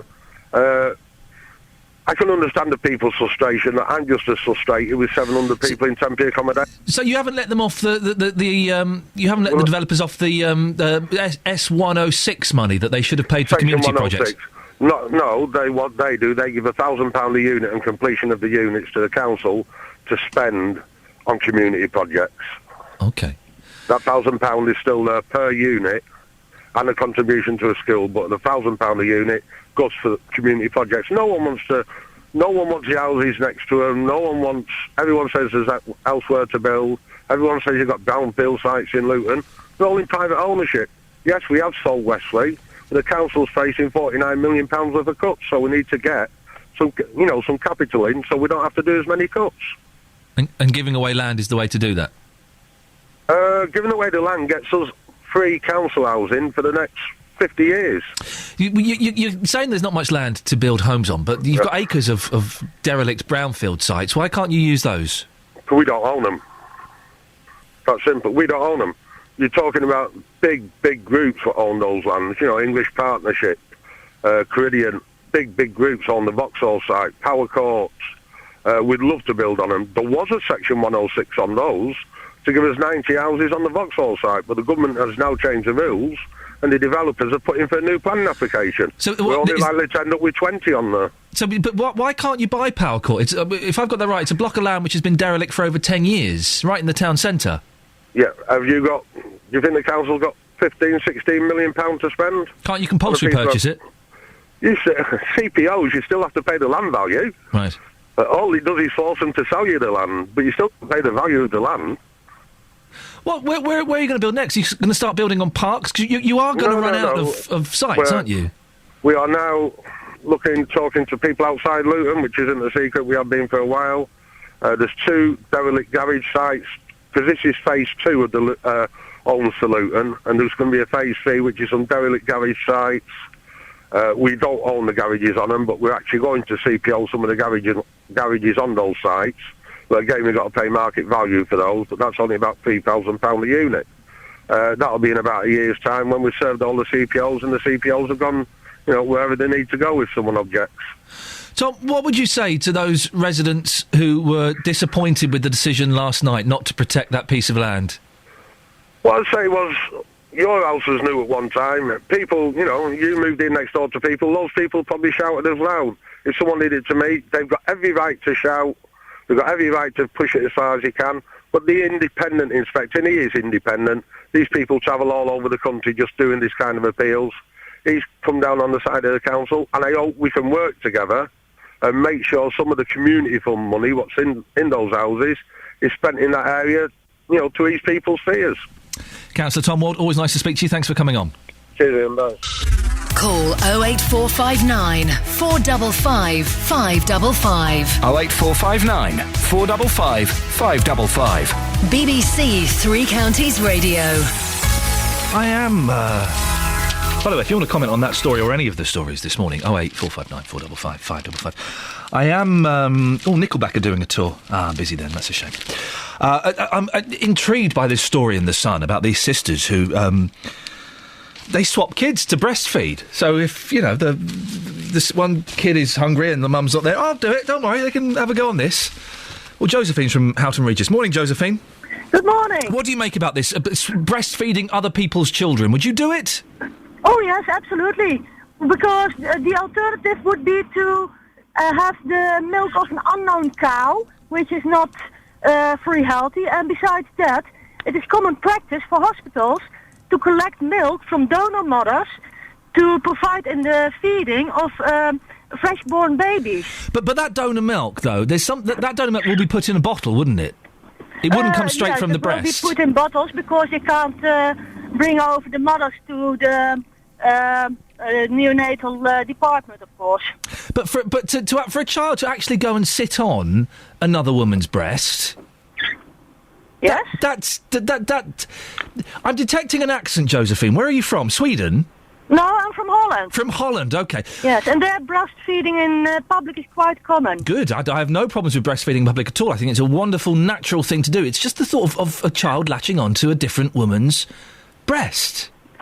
Yes, well, normally women who breastfeed make sure that they have the hygiene sorted out anyway. Yeah.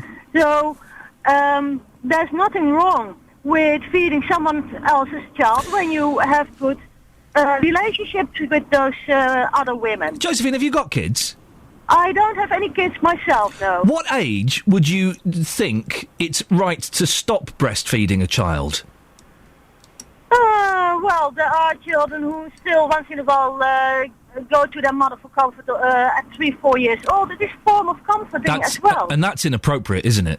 No, that's not inappropriate. I knew people who once in a while when they were at nursery did like to go to their own mother to have a little of drink next to their new sibling. When it was so comforting. When the child is old enough to ask for the breast, that you should probably have stopped by then. The reason I bring it up is one of these women in this story is suckling a 3-year-old, and my boy's 3, and just the thought of him latching onto my wife's breast at the age of 3, it feels very inappropriate. For with your child, it's more aggressive when mother turns her child away and says no, because it means that you, emotionally turn your child away. When your child feels comforted by laying in your arms and having a little sip, what's wrong with that? Josephine, thank you very much indeed. Lovely having the children laying in your arms, love it. But having a little sip at the age of 3 or 4? No, that can't be right. I mean, 18 months is probably as far as 9 months a year. 18 months, OK, but after that, not really appropriate, is it? 08459 455 555. Here's the travel with Brooke. Beds, Hearts and Bucks travel. BBC Three Counties Radio.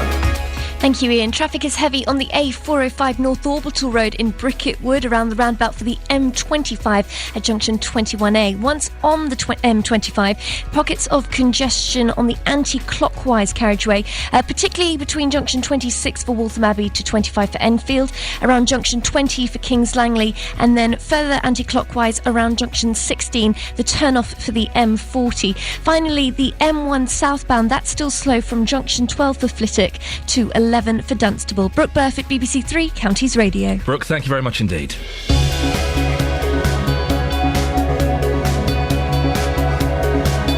Morning, it's 7:46. It's Friday the 15th of March. I'm Iain Lee, and these are your headlines on BBC Three Counties Radio. A decision is expected on whether the government made serious errors before approving HS2. That decision should come today. People living in Baldock say they've been fooled into thinking a local care home was for the elderly, when actually it's for mental health patients. In sport, England's cricketers are on top after the second day of the second test against New Zealand. Coming up, what would you do if you found out a care home behind your house was actually for people with mental health problems, rather than a residential home for the elderly? Well, that's the situation facing people in Baldock at the moment. We'll hear more from them before 8 o'clock, but now let's get the latest weather with Elizabeth Rosini. Beds, Hearts and Bucks weather. BBC Three Counties Radio. Very good morning to you. It is a slightly milder start to the day today, but we've got outbreaks of light, patchy rain through the morning and lasting well on into the afternoon as well. Now, we might even see a little bit of sleet just over the higher ground, but most of this certainly falling as rain. The odd heavy burst here and there. The wind's picking up too. It's a southwesterly, so it's not the cold easterly or the northwesterly we've been seeing over the last few days, but it is going to feel quite blustery this afternoon. Now, in theory, yes, it is a bit milder, with temperatures up to 7 or 8 degrees Celsius later on in Luton, in Aylesbury, Milton Keynes and in Stevenage, but unfortunately, it's not going to feel all that pleasant underneath all the cloud, the rain, and with the strong gusts of wind as well later on this afternoon. All of this is going to continue into this evening and overnight, possibly the rain pepping up for a time during this evening's rush hour, certainly quite persistent through the first half of the night and sticking around into Saturday morning as well. We'll kick off the day tomorrow 4 or 5 degrees Celsius, so yes, a milder start, but I'm afraid it is going to be a rather wet start to the weekend and lots of rain around on Saturday morning. That front really dragging its heels, even stalling inconveniently over the three counties for us tomorrow.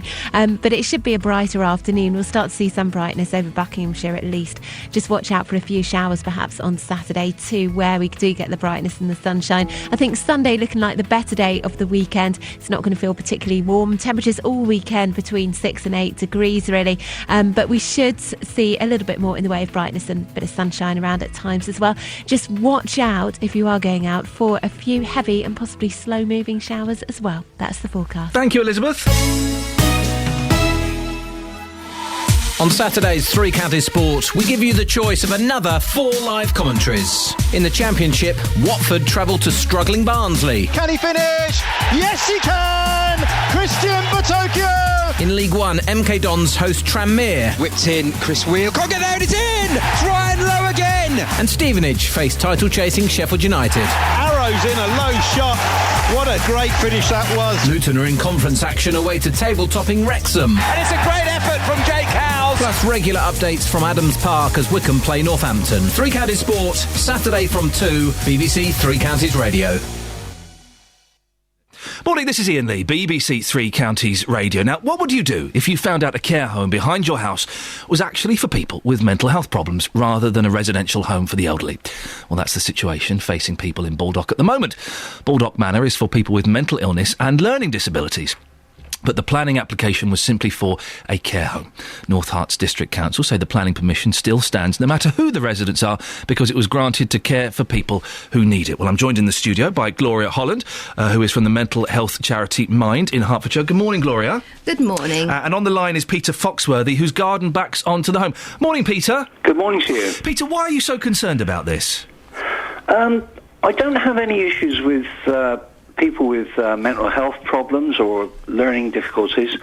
It's with the owners and managerial level of the organisation that I have issues.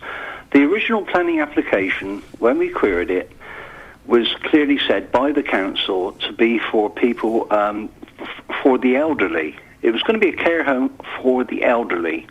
That is what the North Herts District Council was led to believe, and they passed that information to us. So we believed it. Therefore, there were no objections raised or anything like that. All the way through the planning application... Would you have objected if you knew it was for people with mental illness and learning disabilities? I think I would have. Why? On the grounds of the proximity of the complex to what is known as to be a quiet residential family type estate, and it's so close. What concerns you about it? What do you think's going to happen? Well, again, we queried the. But don't worry about the planning application. Obviously, there was maybe possibly something wrong or misleading about that. But why does it concern you that people with mental illness and learning disabilities could be living in a place so close to you?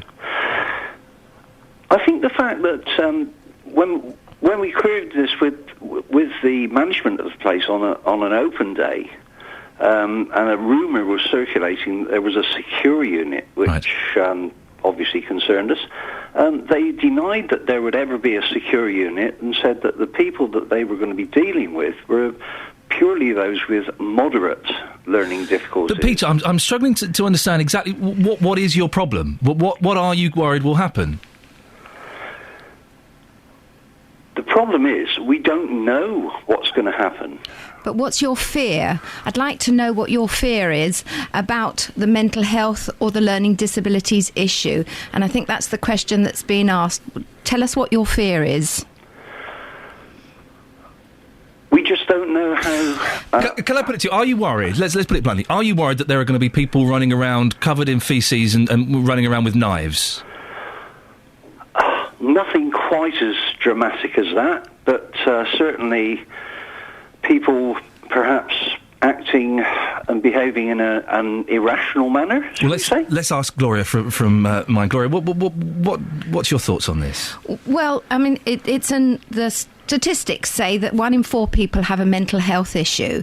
I know that the people who are going to be in this facility are likely to be sort of at risk more to themselves, and as it says in some of the comments made in the Comet recently, that the fence was erected in order to be safe for the residents as much as for anybody else, and that's why I think it's I would like to know and challenge what is the fear surrounding mental health, because Mind has always strived to reduce the stigma of mental health, and we like to have people in the community and encourage people to be as active in the community as possible. So I just will ask the question again, Peter, what is your fear?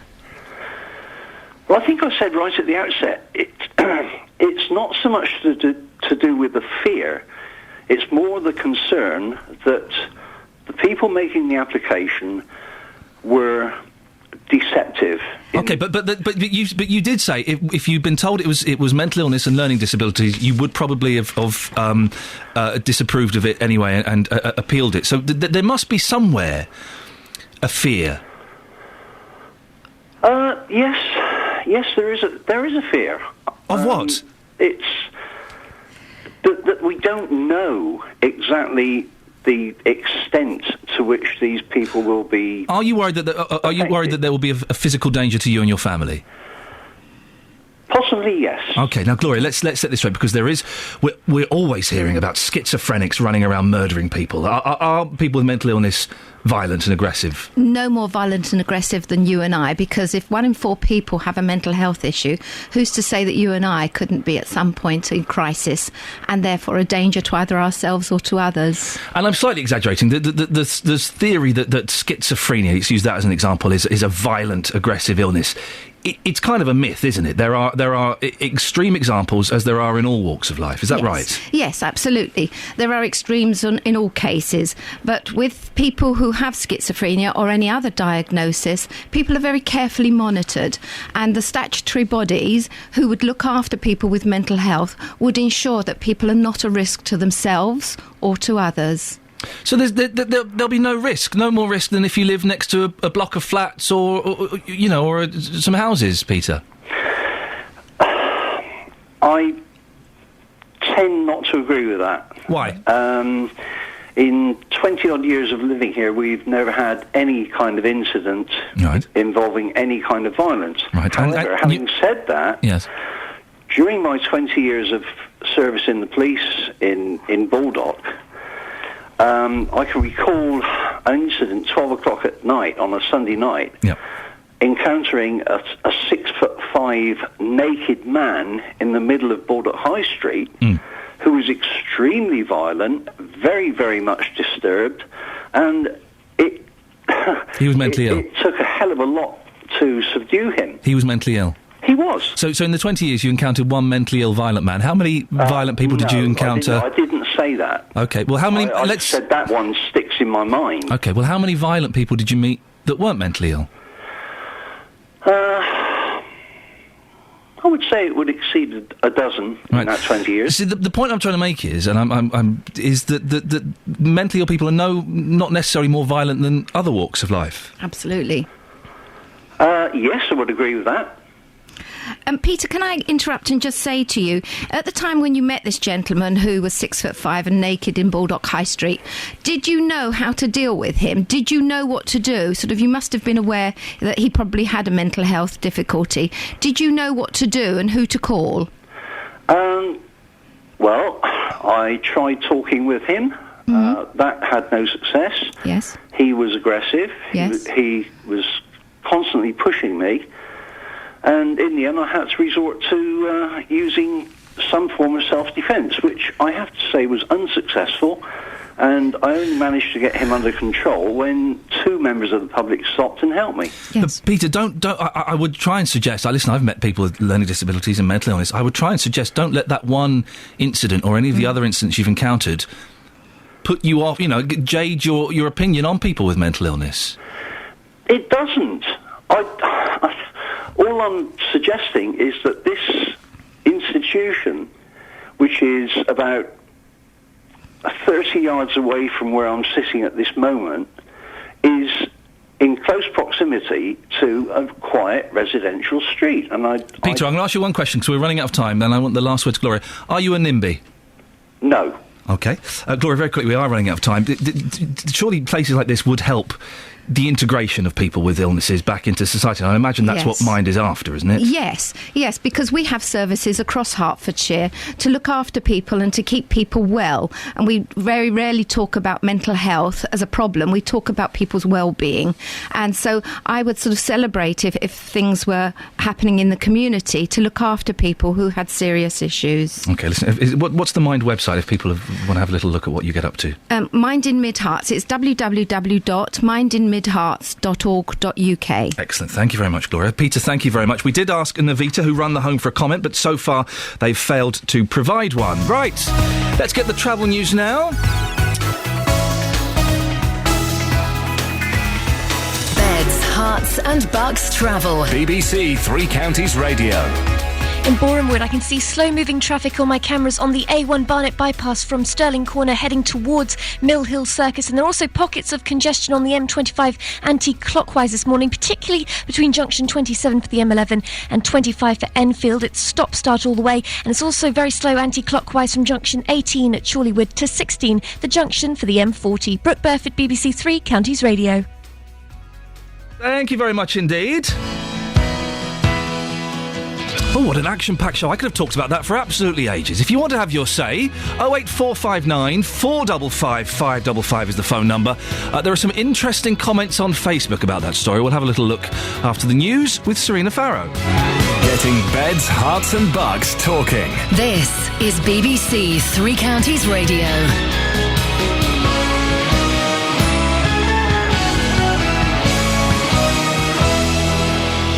Good morning, the headlines. Results to be announced on HS2 rail line. Mental health home causes controversy in Baldock, and plans to build homes on a Luton field. BBC Three Counties Radio. The editor of a rail magazine says the country's in desperate need of a new rail line like the HS2, which is set to run through Buckinghamshire. It comes as the High Court will today decide whether the government made serious errors before approving the high-speed rail line. 4 protest groups, including several councils, have asked for judicial reviews of the scheme, claiming there was insufficient consultation.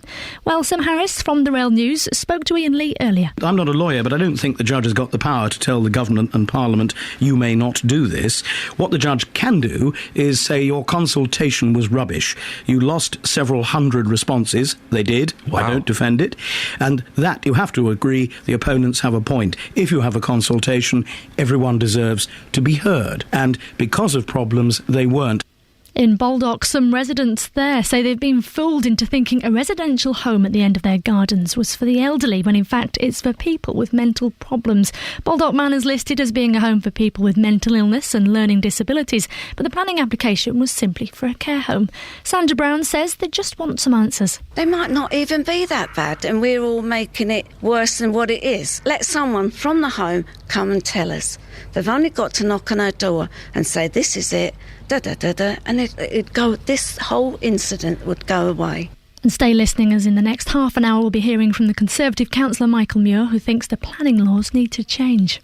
Now, residents living near the M1 in Luton have been trying to stop homes from being built on a fault near their home. They've been trying to get it declared as an official village green, but were let down at a meeting by Luton Borough Council last night. How can they take our little bit of land, they've got Wesley's just up the road, that they've actually put up for sale? I feel defeated. I feel we've not been listened to. Me standing in front of a bulldozer, what's it going to achieve?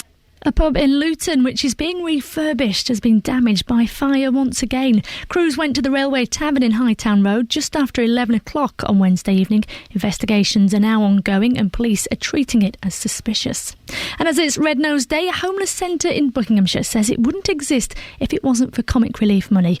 Open Door, which is based in Bletchley, offers services such as hot meals, clothes and even advice on things like housing.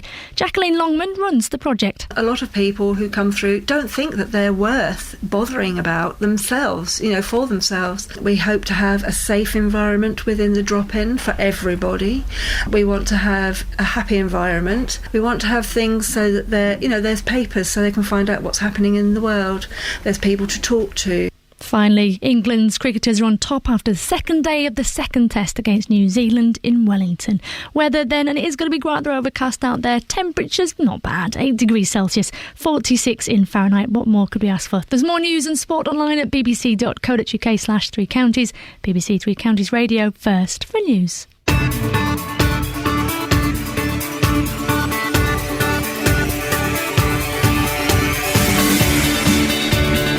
This is Iain Lee, BBC Three Counties Radio. I was just voguing there to the theme. Oh, it's very upbeat, isn't it? It's the last hour of the show. My weekend starts 57 minutes. I say my weekend. I'm driving to North London to see an osteopath and get some tyres fitted on my car. I am living the dream. Before JVS at 9 o'clock, we've got the following. A judge at the High Court is due to give a ruling on legal challenges to the government's HS2 high-speed rail scheme later. We'll catch up with our political reporter Paul Scoynes, who is there. I made a cake last night for comic relief, and it's definitely better than David Prever's, Helen Lee's and Gareth Lloyd's. We've got Ed Kimber from the British Bake Off coming on to judge the cakes. And is it ever okay to breastfeed someone else's kids? There are two sisters in the paper who swap their children and breastfeed them. I'm a big fan of breastfeeding. I think it's wonderful. Wonderful. But to do it with someone else's kid, dirty. Very dirty.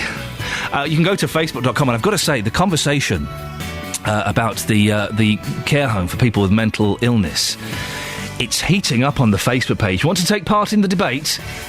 Play nicely. It's getting a little bit feisty on there. I don't mind that. Just don't be rude, OK, to each other. But do get feisty if you want. Facebook.com/BBC3CR. Go and have your say. It was a bit one-sided and now it's going back the other way. You can send me a text 81333. Start your text 3CR. Or you can give me a call 08459 455 555. BBC Three Counties Radio.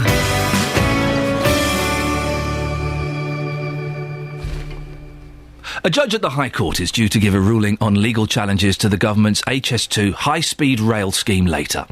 Opponents are asking for the controversial multi-billion-pound project to be sent back for reconsideration, with 5 separate cases under review.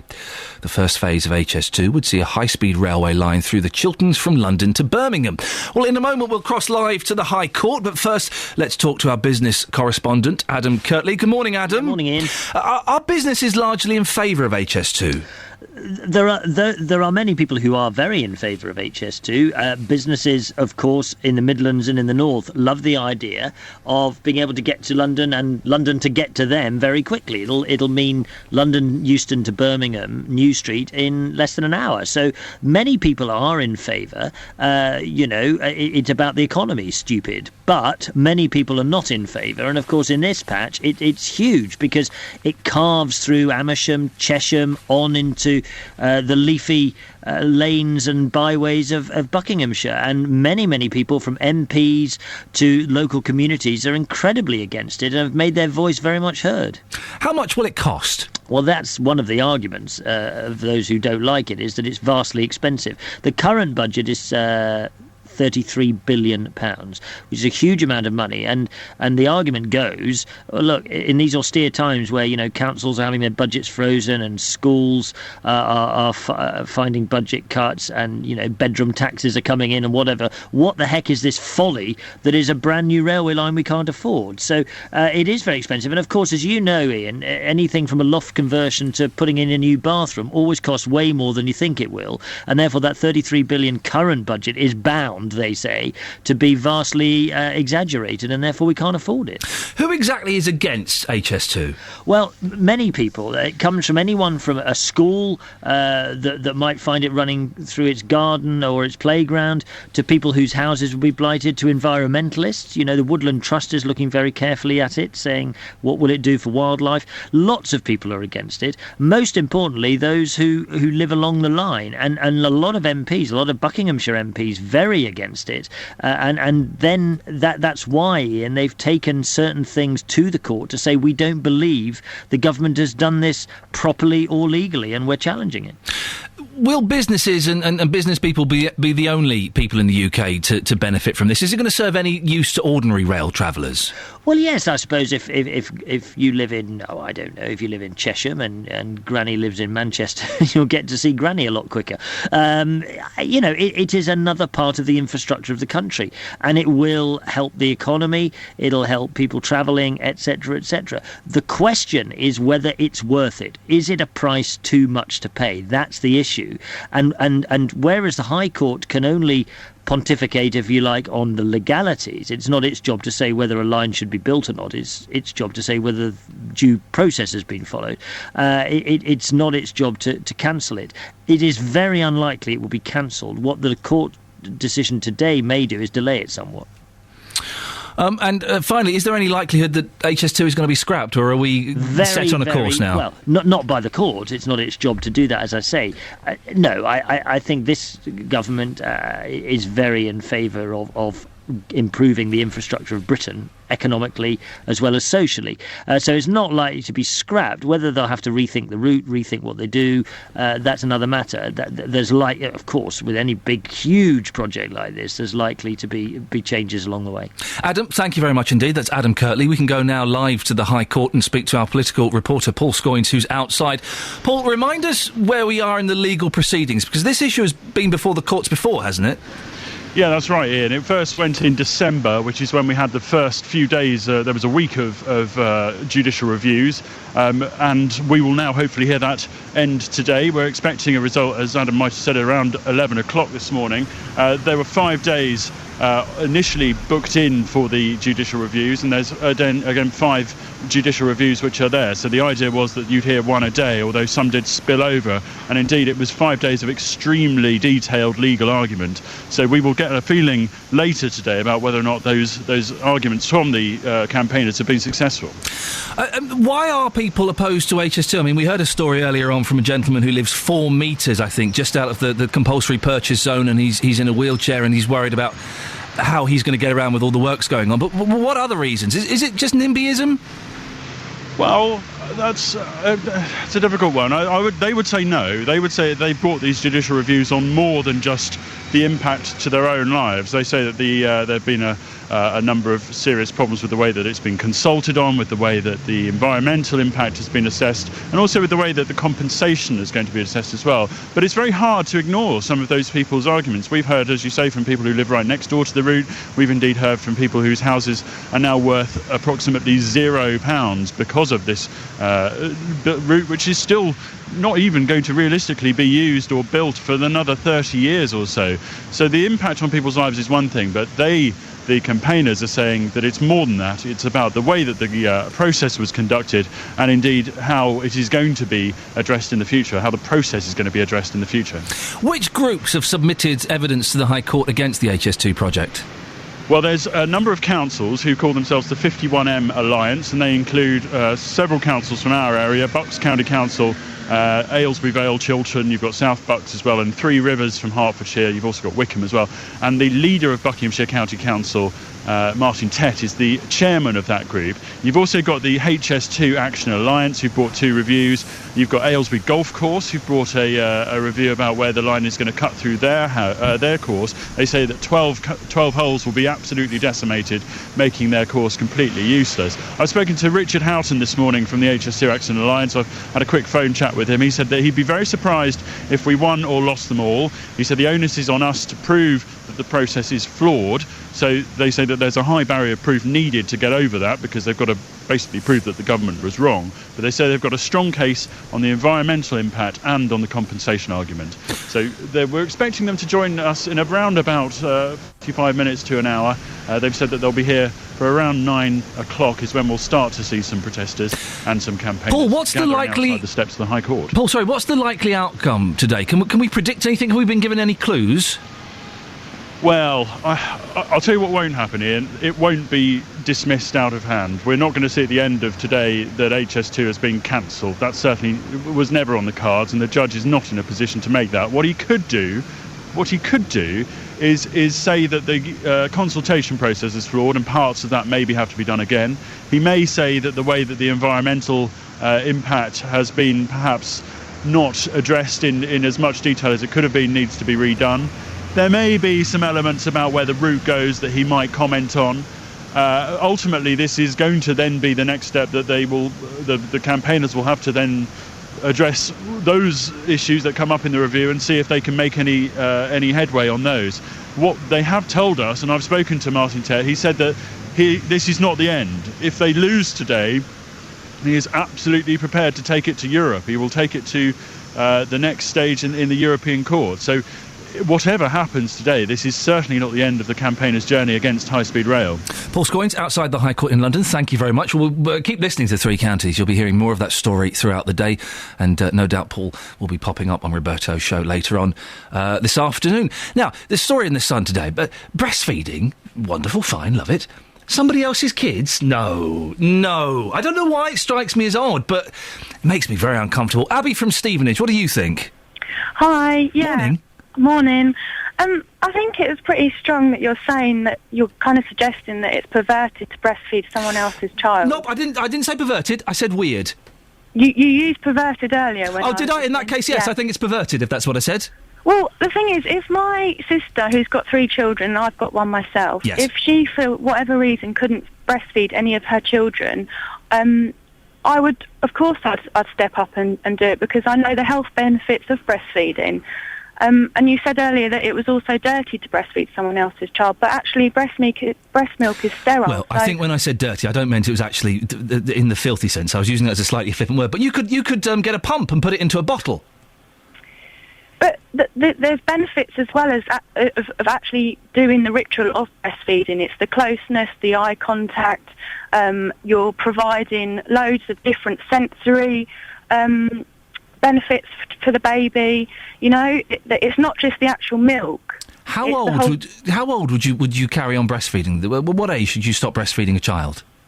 I'd stop breastfeeding my child when they wanted to stop breastfeeding, and it's a mother's right to breastfeed her child as long as she wants to. Well, and up to the age of 4? If a woman wants to breastfeed her child up to the age of 4, then let them. Who are you to say that she can't breastfeed up until the age of 4? When the kid can start asking for a bit of mummy's breast, that you should have stopped by then. That's definitely wrong.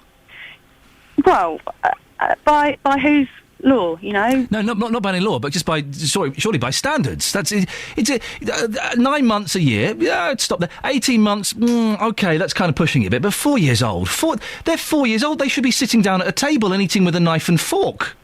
Yeah, perhaps so. But then that's for no one else to say that. Well, no, it is. We're allowed to make that decision. Well, no, we're allowed to have our opinions on these things, aren't we? Certainly, yeah. You can have your opinions. There we go. Look, it's the mother's right to say. My opinion is breastfeed to age 4. Yeah, I mean, I personally wouldn't do it. No, but you know. But sometimes mothers don't know best, do they? And we have to step in and say, "Come on now, step up to the mark." That's not appropriate behaviour.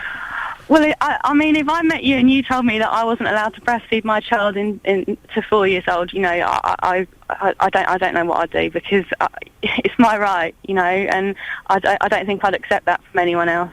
Threat of violence? Sorry? Threat of violence? Sorry, say that again. I can't. Was that a threat of violence? No, it's not a threat of violence, but you know, as a mother, I think that you should be able to say how long you want to breastfeed your children for. Abby, thank you very much indeed. 08459 455 555 is the phone number. Appreciate the call. Let's get the travel news now with Brooke Burfitt. Beds, Hearts and Bucks travel. BBC Three Counties Radio. Starting with the M25 anti-clockwise, it's stop-start this rush hour between junction 27 for the M11 and 25 for Enfield. It's also very slow anti-clockwise from junction 18 at Chorleywood to 16, the junction for the M40. Over in Enfield on the A10 heading into London, traffic is crawling along from Bullsmoor Lane to Southbury Road. The A1 Barnet bypass in Borehamwood, that's queuing from Stirling Corner all the way to Mill Hill Circus. And in St Albans, Redbourne Road into town, that's picked up on my cameras as moving rather slowly. It's also fairly busy in Harpenden on the High Street in both directions. Brooke Burfitt, BBC Three Counties Radio. Thank you very much. Morning, it's 8:17. It's Friday, the 15th of March. I'm Iain Lee, and these are your headlines this morning on BBC Three Counties Radio. A decision is expected on whether the government made serious errors before approving HS2. People living in Baldock say they've been fooled into thinking a local care home was for the elderly, when actually it's for mental health patients. In sport, England's cricketers are on top after the second day of the second test against New Zealand. The weather for Beds, Hearts and Bucks, cloudy with some sleet possible at first, then occasional rain. It's going to be cold, although the maximum temperature is 8 degrees. Coming up, yesterday we told you the story of Steve Baker, MP for Wickham, and how he was raising concerns in the House of Commons about Bucks NHS. We'll hear more about that before 8:30. BBC Three Counties Radio. Nick Coffer across Beds, Hearts and Bucks. This afternoon I'm live from Bletchley Park. I'll be taking part in the Enigma Challenge, finding out about the history of the park and why it was so important during the war.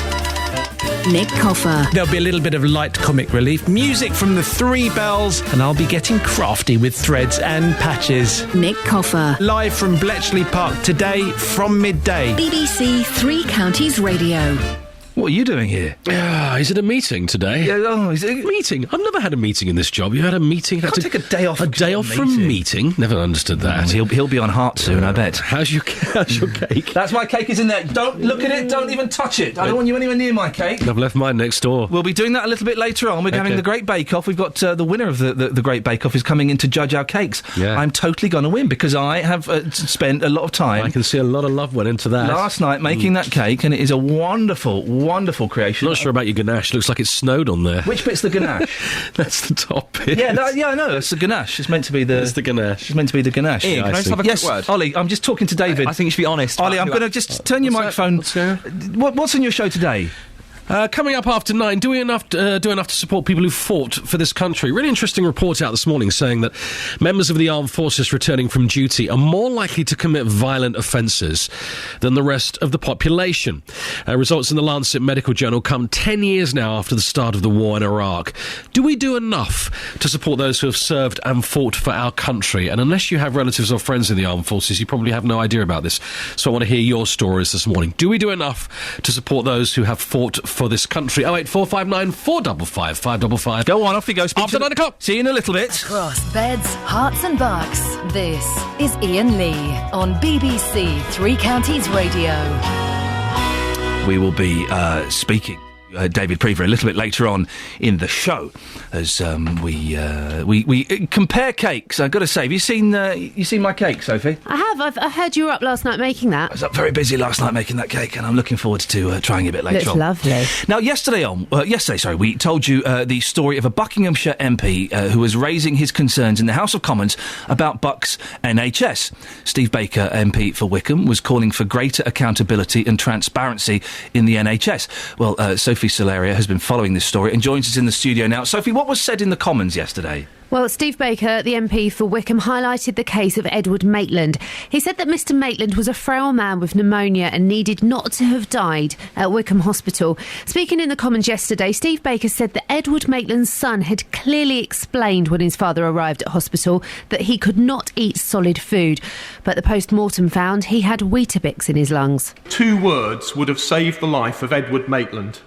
No solids. No solids.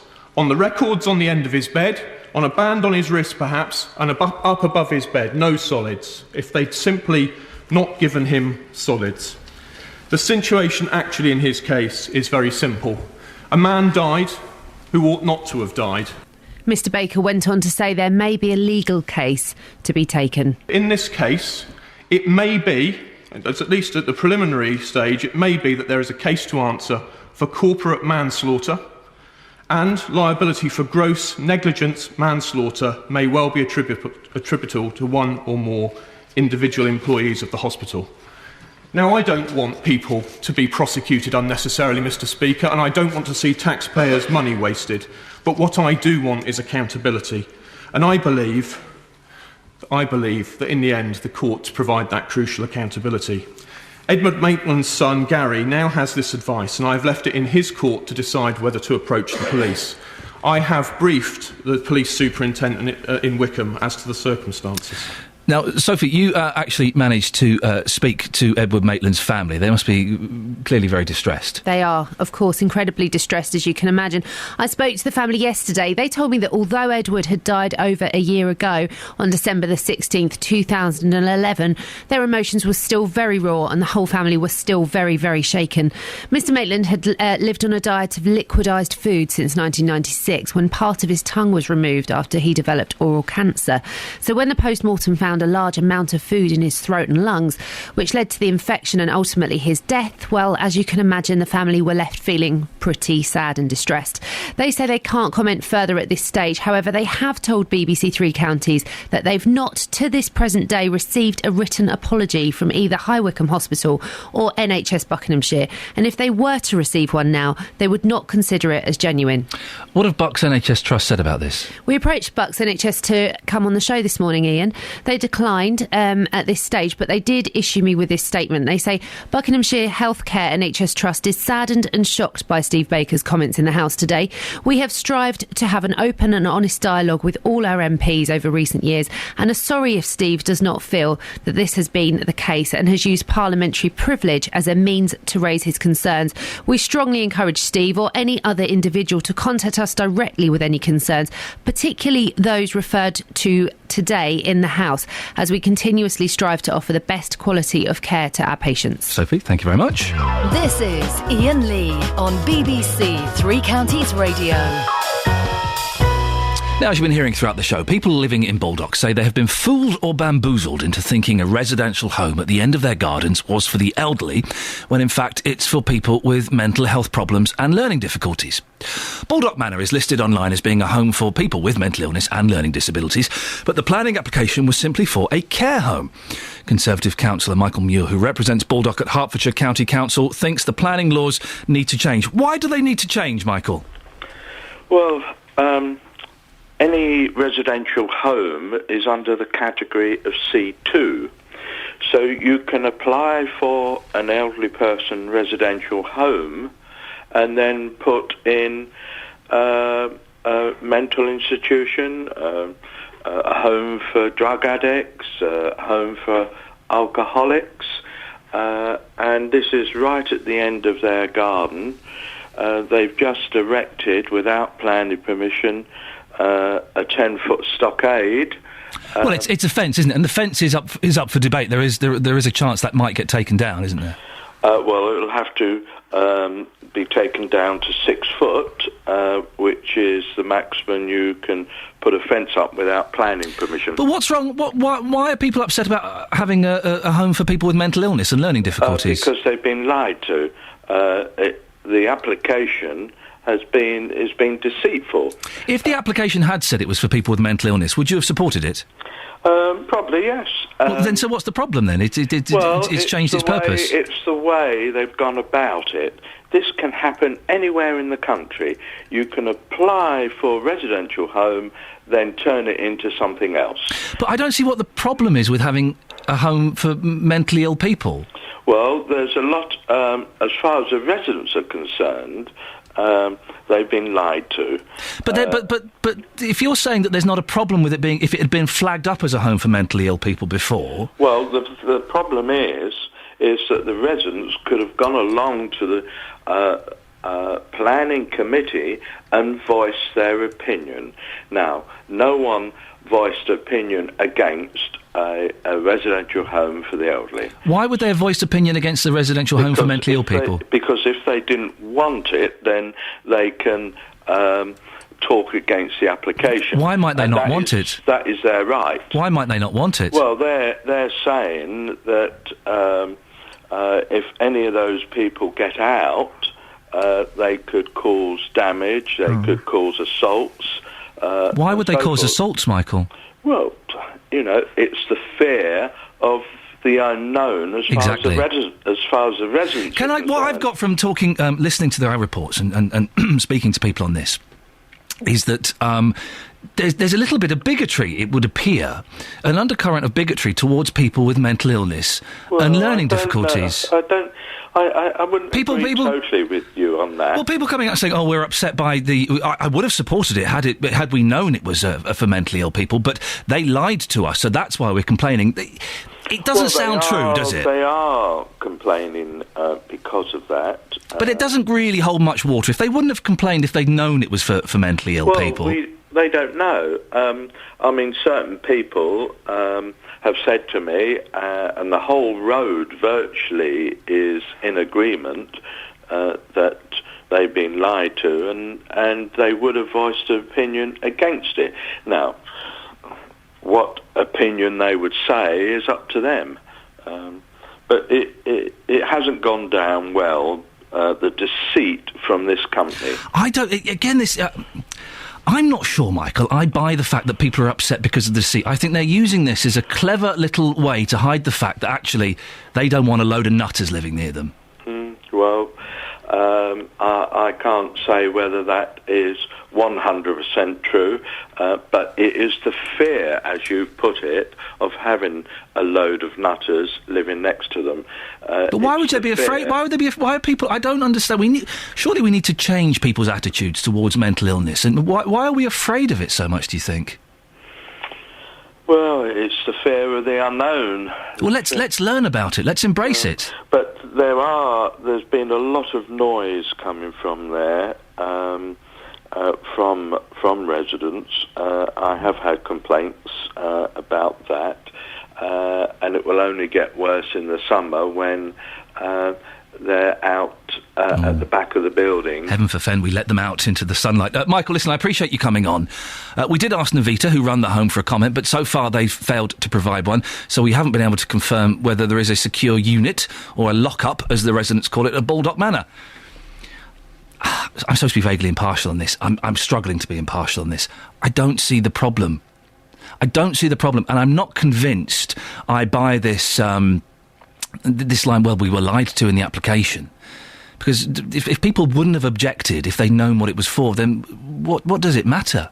Am I being a bit naive? Would I mind having one of these down the road from me? No, I honestly wouldn't. 08459 455 555. Let's get the travel news now with Brooke Burfitt. Beds, Hearts and Bucks travel. BBC Three Counties Radio. Thank you, Ian. The M1 is still busy this morning heading towards London between junction 12 at Flitwick to 11 at Dunstable.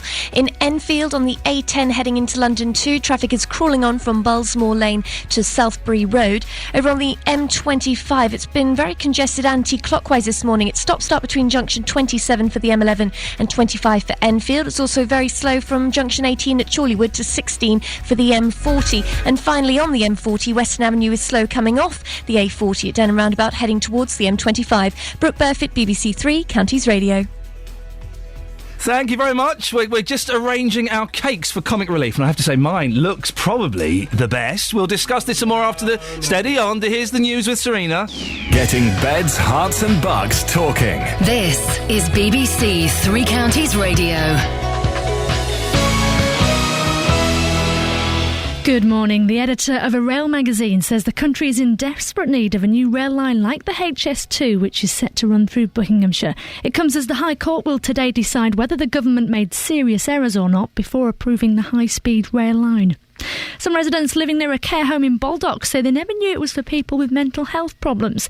Baldock Manor's for people with mental illness and learning disabilities, but the planning application simply says a care home.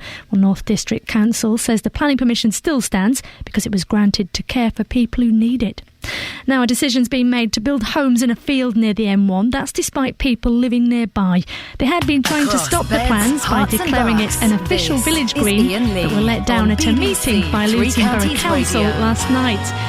And a pub in Luton, which is being refurbished, has been damaged by fire once again. Investigations are still ongoing into Railway Tavern in Hightown Road, and police are treating it as suspicious. Now, that's the news with all the nice little jingles. Now let's turn to all the morning sport. Beds, Hearts and Bucks Sport. BBC Three Counties Radio.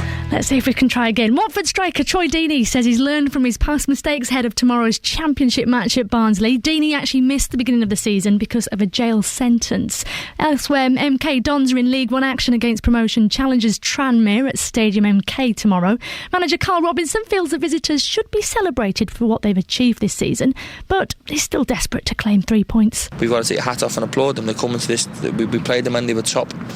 We'll beat them. I want to beat them again on Saturday, but there's a great deal of respect that I've got for that football club, as you well know, as a part of the world that I know well. Board of directors and everybody there, I know them personally as well, so it'd be nice to sort of meet up with them, but I've got to beat them.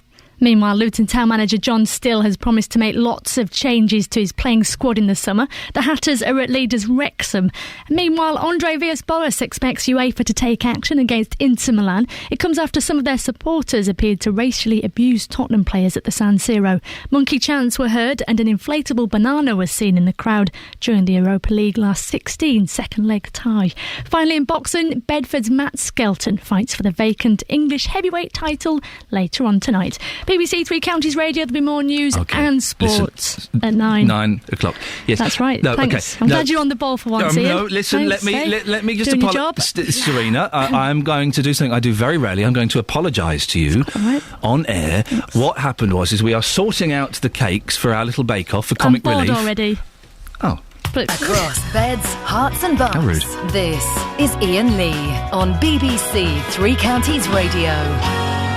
Before we get to the cakes, we've been talking, it's all foods this morning, we've been talking breastfeeding. There's an article in The Sun about two sisters swapping their kids and breastfeeding them. It doesn't sound right to me. Is it ever okay to breastfeed someone else's children? Well, Justin Dealey has been out and about in Three Counties this morning. Justin? Yes, hello Ian. In the first hour we had a mixed reaction to this news story. Some were, well, let's be honest, absolutely appalled by it. Others said, well, they're sisters, what's the problem? I've been out talking to mothers in Luton in the last 30 minutes or so, and this is what they've had to say. In. OK, Deanna, honest views. This story, what's your reaction? I don't think it's particularly right. It's actually made my stomach churn. It shouldn't happen. It's not right. It's just not right at all. So it's that appalling that it's making your stomach churn? I think so. I mean, there's sisterly love, but I think that's taking it a little bit too far, to be perfectly honest. So quite clearly, you'd never let anybody else breastfeed your child, then? No, I wouldn't. Wouldn't even dream of it. It's wrong. I don't know what else to say. It's just so wrong. Well, morning to you, Helen. Who's this little fella here, This is Reese. And how old's Reese? He's 19 months. 19 months. So it puts you in a good position to answer this question about these two sisters. What they're doing, is that acceptable? I wouldn't do it, and I don't think it's particularly acceptable, no. I just think it's a bit strange, really, to be perfectly honest. So, no, it wouldn't be what I would do. Well, Christine, you've heard about this story. You've been listening to Ian on the way into work this morning. Yes, I have. Would you do this for your sister? No, I'm a twin, but I would find it a little bit weird, actually, if she asked me to breastfeed her daughter. I don't think I would. I think a baby prefers its own mother's milk anyway. You know, I don't even know if a baby would even take to that, really, because they know they can smell their mother's own milk, don't they? So I'm not outraged, but I do. It's a little weird, yeah. I mean, do you think the majority of our listeners will be listening to this and reading it in the papers thinking, do you know what, that is just wrong, that is just sick? I've heard some of the responses, actually, and I think some people are outraged with it. I mean, all right, yeah, they're sisters, and it would be even more weird if it was a complete stranger. I think that would really not right. So, yeah, I think it's a little bit weird. Not as strong as most people might think, but I don't think I could do it, no. Well, so people not that keen, are they? No, absolutely not. I mean, in the first hour, we found a couple of people who said, look, you know, what's the problem? They're sisters, I'm sure they're going to have healthy children, but when you actually go and speak to young mothers, like I did there, in the last 30 minutes or so in Luton, clearly, they think this is wrong. It could be even worse, I suppose. We could be talking about two friends here. They are sisters, but certainly the majority of people I've spoken to this morning think this is just unacceptable. We've had a couple of angry phone calls, Justin, disagreeing me with very, very strongly. I think I've upset some of the mums in the Three Counties. We heard that last lady there. She heard the reaction on the way to work this morning. She was listening to your programme. Yes, she thinks it's wrong. She's not outraged, but certainly the majority of people hearing about this story, reading about this story, just think, it's just a bit weird for me. Now, Justin, it's Comic Relief today. Yes. What are you doing for charity? I knew you was going to ask me that. I've been looking for things to do. I've been looking for outrageous things. Maybe people sitting in a bath of beans at a Luton train station, something like that. I will sponsor you 20 quid if you do up a button on your shirt. How about that? I'll tell you what, that's not going to happen. Yeah, I know. I tell you what's also not going to happen is I've got David Prever, we've got Gareth, and we've got Helen here. We've all made cakes. And you were asked to make a cake by Liz, who organised this, and you went, yeah, that's not happening. Well, the thing is, do you want food poisoning? Do you want to be in work on Monday? You being a freelance broadcaster, yes. If you're not in work, you won't get paid. Justin so it's your choice. Thank you very much indeed. It is Comic Relief, and some bright spark, it was Liz in the office, suggested that me and some of the other presenters here at the station have a cheeky little bake-off. Inspired by the Great Comic Relief Bake-Off and Mary and Paul's efforts to get us all to consider doing a bake sale for Comic Relief, we've been set a technical challenge. So we've all been told to cook a mocha marble loaf cake, and we were given very strict instructions, and I can see that at least one person has not followed those instructions closely. The other sucker's taking part, David Prever. Good morning, David. Yeah, morning. Hey. We've got Gareth Lloyd from BBC Introducing. Hello. And we've got Helen Lee. Good morning. Good morning. Now, Helen Lee, yes. You're like, I don't think you should even be in this competition. No. Why? You're a girl. Because you're a proper cake maker. No, I'm not. You are. I am an amateur amateur cake maker who enjoys making cakes, and as you will find out from seeing my cake, quite often mine don't go that right. I do love baking though. But your Twitter name is I Make Cakes or something. Yeah, Cake lover. Helen Cake Fiend, Yeah. I think you'll find. I just think it's a little bit unfair that you've got involved. You in haven't this. tasted my cake. Okay, Gareth, you much of a cake maker? No, not at all. Okay. How's your ganache? How did you struggle with it? I mean, that was a. How what did you do yours? to? I was up very late last night. I was putting the kids to Very bed. quiet on Twitter though, weren't you? Very quiet. And we're being judged by the 2010 winner because I was busy cooking. I couldn't tweet it. The Great British Bake Off. It's Ed Kimber. Good morning, Ed. Good morning. Now listen, you did the Great British Bake Off. I've only caught bits of it, but you have to do ridiculous things on there, don't you? Yeah, it's a very long process with lots of different baking. So this seems quite simple. Well, I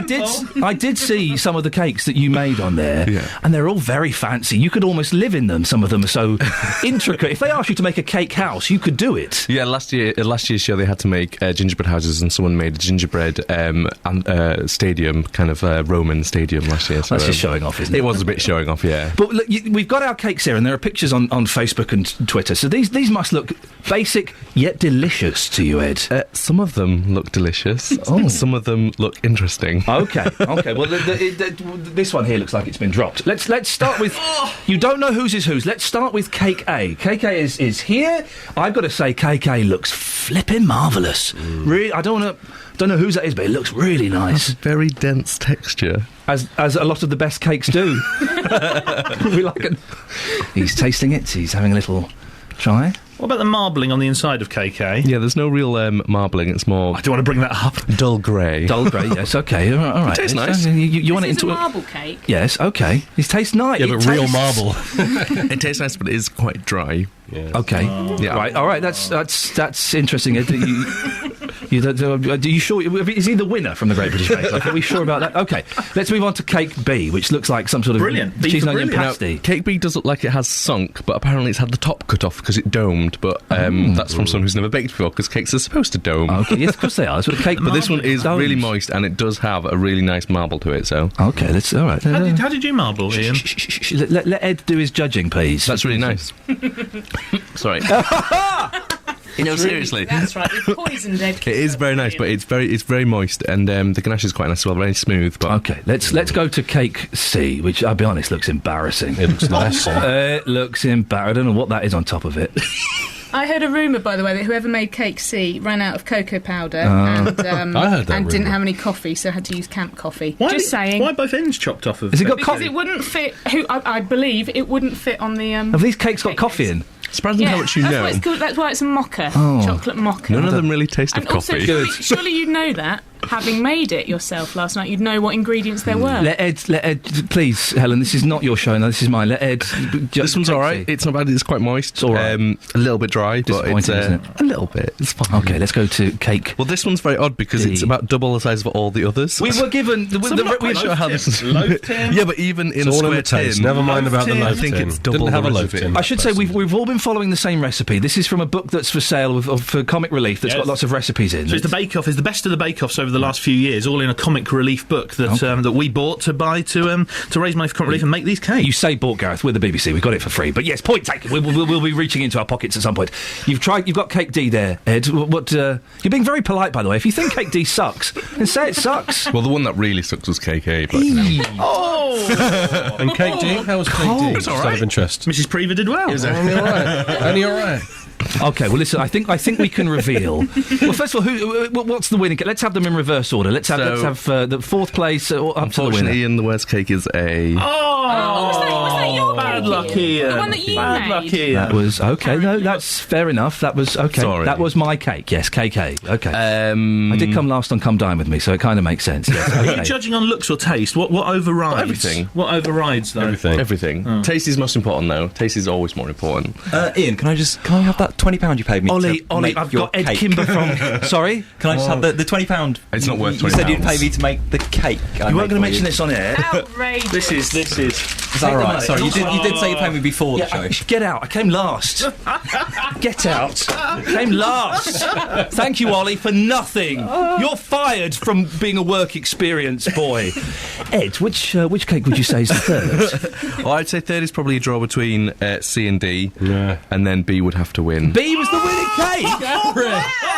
Now- BBC introducing Cake Maker of the Week. It does look quite weird because it's had the top cut off, but it is the moistest and probably the nicest. Okay. Good for you, Gareth. Did you make it, Gareth, or did your Do you know, girlfriend? my girlfriend knows the recipe, so stood behind me and told me what I was doing wrong, but she was really strict that she wouldn't help at all in the actual baking process, and she told me an idiot for cutting off the top because cake should dome not. You've never seen a cake? I thought cut it off straight because it would look nice, and that's why it's flat. David, you joined second. Joined with the cake fiend. Did you make your cake? Had a little bit of support along the way.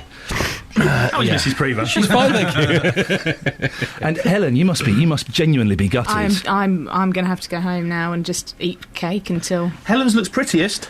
Helen's It does is look very pretty. It's very, very pretty, but I always say anything bad, just cover it in icing sugar. Was Not mine- saying that's bad, but was mine really the worst? yeah. Ollie, you are in so much trouble. You are in so much. I didn't have time to make mine last night because I was leading a very, very busy celebrity lifestyle. I was out with, I know. What computer game was it? I was out with Sue Pollard last night. Were you really? Name drop. sorry to hear Is that. it? No. It's very rare I get to say that. She is bonkers, but isn't she delightful? She's the loveliest woman She's ever. is the nicest woman ever. Sue Totally. Pollard. What were you doing with Sue Pollard? I was judging a beauty contest. With Amy LeMay. You really, Amy LeMay's wonderful as well. Yeah. Winning the Great British Bake Off in 2010 really has sent your career stratospheric. It has, generally. Ed, what are you up to at the moment? What are you doing? My second book came out last year, and I'm hoping to start working my third in the next couple of weeks. So, a cookery book, I would assume. What's it called? Give it. The second one is called Say It With Cake, and that's also being published in the US in August as well. Okay, well, listen, if you need any recipes from me, Ed, then I know where to avoid. Cheeky. David, lovely. You're filling in for JVS today, aren't you? So we'll see you. Yeah, a lot of cake. 3 hours of cake. 3 hours of cake. Ed, thank you very much. Gareth and Helen. Well, leave some of the cake here for me to try. Which one would you like us to leave? Yeah, I think you have to try yours. Oh, well, yeah, if I have to. I'll my bit of Gareth. Thank you very much. Right, 8:45. Let's get the travel news now. Here's Brooke. Brilliant. Thank you so much for that. Very nice to meet you.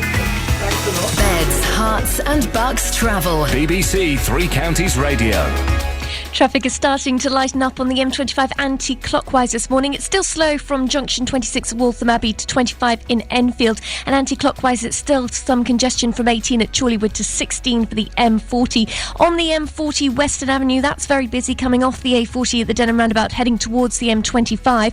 And in St Albans, I can see on my cameras, Redbourne Road, that's quite slow this morning heading into town. The M1 still has queues southbound from junction 12 at Flitwick to 11 at Dunstable. No problems reported on the trains this morning. Brooke Burfitt, BBC Three Counties Radio. Brooke, thank you very much indeed. Right, normality resumes to a certain extent, although I can see the bagpipes warming up next door. Good morning, it's 8:46. It's Friday, the 15th of March. I'm Iain Lee, and these are your headlines this morning on BBC Three Counties Radio. A rail magazine editor says the country is in desperate need of a new rail line, just like the HS2. A decision has been made to build homes in a field near the M1 despite people living nearby. And in sport, Andre Villas-Boas expects UEFA to take action against Inter Milan after some of their supporters appeared to racially abuse Tottenham players last night. Coming up Friday, we like to end the show with a little bit of music, and something a little bit different. We've had harpists, we've had 4-part harmonies. This week, we've been banging on about it all week. We've got some bagpipes coming in. But before that, here's the weather with Elizabeth Rossini. Beds, Hearts and Bucks weather. BBC Three Counties Radio. Hello, very good morning to you. We'll definitely be listening to those bagpipes. It's not all that nice outside, I'm afraid. We're going to continue to see those outbreaks of rain for the rest of the day. Perhaps they'll be pepping up into this afternoon as well. Certainly some heavier bursts of rain on the way, and it will turn quite persistent through the late afternoon and the overnight period, but on and off really for much of the rest of the morning. And temperatures today getting up to 7 or 8 degrees Celsius in Luton and Aylesbury, Milton Keynes and Stevenage too. That's 46 in Fahrenheit. So yes, it is a bit milder than it has been recently, but underneath all the cloud, the rain and indeed the wind is going to really pick up into this afternoon. It's not going to feel all that pleasant outside. All of this is going to carry on into this evening. Again, the rain turning a bit more persistent overnight, and I think it will be a wet start to the day tomorrow, kicking off the day on 4 or 5 degrees Celsius, but a rather wet Saturday in store. I think brightening up particularly over parts of Buckinghamshire as we get into the afternoon, but do watch out for a few showers. showers. That rain band with us though for much of the morning. Temperatures all weekend between around 6 and 8 degrees Celsius. It's 46 in Fahrenheit. It is disappointing really for the time of year, but it's milder than it has been recently. Sunday, the better day of the two. There'll be a bit of brightness and sunshine out there. Just watch out for a few showers at times as well. That's the forecast. Thank you very much. BBC Introducing. BBC Introducing is your chance to hear unsigned, undiscovered and under-the-radar music on BBC Three Counties Radio. We showcase the best emerging talent from across Beds, Herts and Bucks with live sessions and exclusive recordings. And this Saturday, we're taking BBC Introducing to the Auburn Arena to celebrate the launch of Music City, a festival about local music, local venues and local people. Tune in this Saturday night and discover music you never knew existed. BBC Introducing, Saturday from 8 on BBC Three Counties Radio. Just to go back very quickly to this story about the people living in Baldock who say they've been fooled and bamboozled into giving the thumbs up to what they thought was going to be a care home for the elderly. And it looks like, well, it is going to be a care home for people with mental illness. Well, lots of you on the Facebook page have been having your say. Paul says these people are pathetic, for goodness sakes. Oh, hang on, I've just lost what Paul says for some reason. My computer's gone all funny. Let's have a little look and just get back Paul's comment again. These people are pathetic. Every day you pander to NIMBYs like this and they always seem to be folk in their twilight years. For goodness sake, get a life and let others get on with it. Alex says, there's no deception at all. This is NIMBYism, pure and simple. What else have we got in here? Fifi says, I hope the... no, I don't want to read that. It's a bit nasty. Pete's in Stopsy. Morning, Pete. Good morning, Ian. Pete, what's your take on this? Do you understand that the residents are upset at this or not? Well, I'm absolutely disgusted at the attitude and the comments and the names that have been coming out towards the people that have to live in the residentials. Why is that? Well, my sister-in-law is profoundly mentally retarded, as you would say. She's classed as autistic as well. She lived in a residential in Baldock for a number of years. There always has been a residential in Baldock. Don't think that this is a new thing. And these people have never given any trouble. Now, for the comments, I heard one comment come out calling them nutters. I mean, that's an absolute disgusting behaviour. Well, Pete, that was me using the phrase nutters to try and I was using it in a context that, of course, I don't think they're nutters. I was just saying that could possibly be the reaction of some people who are living there. So please don't, if for a second you thought that I actually meant that word, then please don't. Yeah, but I mean, Ian, if anybody made the comments, right, and towards the people and the attitude towards someone because of the colour of their skin or their sexuality, they'd be prosecuted. I mean, I'm disgusted with the people. You should have cut them people off. I mean, it's disgraceful, the attitude about it. But Peter, why do you think people are so afraid of mental illness? Well, the media doesn't exactly help, does it? People don't actually know some of these people that have to live in the residentials because it's unsafe for them to be in the outside world. Not unsafe for the people around them. It's actually unsafe for these people to be outside because of the way people treat them and they mock them and other things, you know, which shouldn't be happening in 2013. Pete, I appreciate your call. Thank you very much indeed. Well, let's move on, shall we? It's been a strange week for many different reasons. It has been a very odd week, but we've managed to get through it. It started off on Monday with us talking about the bagpipes. I love them. I think they're wonderful. Well, some people on my team think they sound worse than the new David Bowie record, which is really saying something. Well, joining me now is Donald Reid, the pipe major of Bedford Pipe Band. Good morning, sir. Morning, Ian. You've got your pipes with you. Those are a fine set of pipes. Thank you very much. It's a beautiful instrument, isn't it? Oh, yes, it looks very nice, actually. This is quite an advanced set. It's with silver mounts and ivory. And how much does a set of pipes cost? What's basic set starts about 700 and it goes up from there, so it's... That's expensive, isn't it? Yes, the sky's the limit, really. Do you ever get people coming up to you saying, oh, for goodness sakes, mate, jack it in, that sounds awful? Not that often, really, no. We usually go where we're wanted, so that does help. Yes. I think it's, as I was telling you before we came on air, I've got Scottish heritage. My grandfather was Scottish, so the bagpipes were kind of always sort of faintly in the background. And it is. It's a majestic sound, isn't it? Very much so, yes. Particularly in a pipe band. Tell me about the Bedford Pipe Band. How many people are in it? We've got 25 playing members. Yep. I founded the current band in 1993. But interestingly enough, we came across another Bedford pipe band formed just after the Second World War by returning soldiers. It seemed to have faded out, and we've reinstated it. You've reinstated it, yes. And are they all Scottish people playing the pipes? Not at all. People with an interest. Many people do have Scottish heritage, of course, but no, we're open to anyone who's got an interest in the bagpipe. And how did you get interested in it? Because it's not like, hey, I've just seen Elvis on the telly, I'm going to pick up a guitar and play. It involves a lot of commitment. It does, indeed, yes. No, personally, it's family tradition. My father's a piper and his father was before him, so it's been passed down from father to son. Now, without being rude, you are you're a little bit older. Yes. You know, I don't want to get too personal. But over 21. Oh, you're over 21. Thank you. That's the way. That's the way. Do any kids play the pipes? A few, yes, particularly in Scotland. I mean, it's actually taught in schools. So is it? Yes, in Scotland. So it's quite a strong following up there. But is it, because my worry would be that it's kind of could be potentially a dying instrument if there's no young blood coming in. I mean, we could always do with young blood, particularly down here, but I don't think it's going to die out for want of people coming forward. Now, one of my favourite uses of the bagpipes, Glenn Campbell, country and western singer, sing Amazing Grace on stage. I saw him in concert, sang Amazing Grace on stage, walked off, everyone that's the end of the concert, well done. He came back on, playing the bagpipes, playing Amazing Grace on the bagpipes. Wonderful. It's not been used in rock and roll that much, has it? Not really, no. There's one or two sort of groups in Scotland that do play the pipes in a sort of rock and roll type setting. Yeah, I think AC/DC used it once, but that's what it needs. It needs like Coldplay or someone yes. to kind of do a pipe album. Are you able to play for us? Absolutely. Can you do it for us now? Surely, absolutely. Okay, here we go. Look at this. Wonderful. He's inflating it. He's inflating his pipes. Here we go. I love it.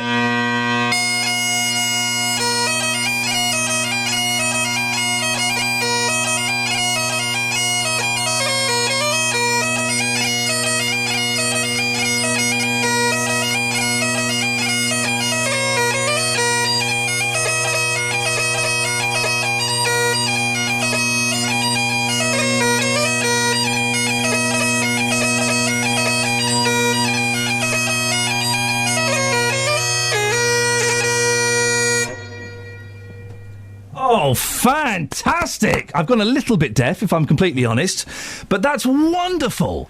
How hard are they to play? Quite hard, really. It's you have to build up to it. You would learn all your basics on an instrument called a practice chanter, which is obviously much quieter. Baby pipes. Baby pipes, yes. Because you're not...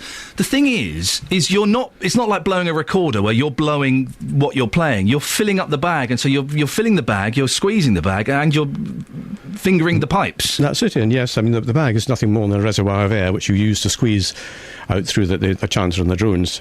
What kind of gigs do you get booked for with the Bedford Pipe Band? All sorts of things, fetes, carnivals. We've got a few of our members going out to Sweden later in the year to take part in the tattoo out there. Really?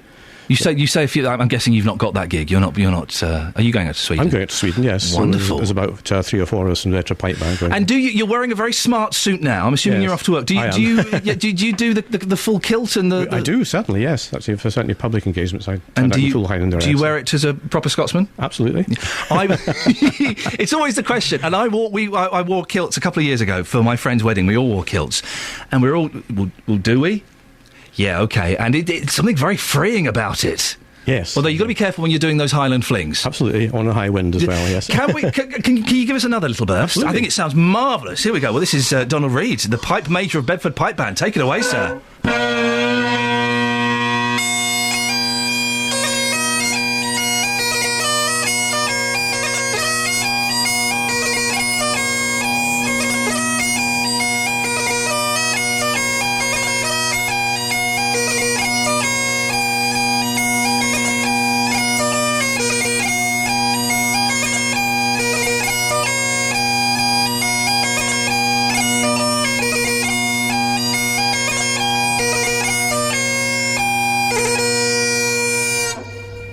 Fantastic. I have gone deaf. Where's the drone coming from? Is the drone the squeezing of the bag? Yeah, the drone comes out of these 3 tubes that fly over your shoulder. Okay. And so where's the melody coming from? from? The melody comes out of the chanter, which is this piece in front of us here. I totally misunderstood how the whole thing worked. Isn't that fantastic? And when you were a youngster playing, I guess your dad was a piper, but did your neighbours or your mum go, oh, for goodness sakes, not I've got a headache, not today, Donald, give us a break? No, not usually. I mean, I kept it within reasonable bounds, obviously, but no, I think people tend to... The Bedford Pipe Band, if people want to get in touch or book you or maybe come and audition for it, how can they get in touch? One of the easiest things is to look up our website. I mean, it's under reconstruction at the moment, but we've got all our contact details on it. So right.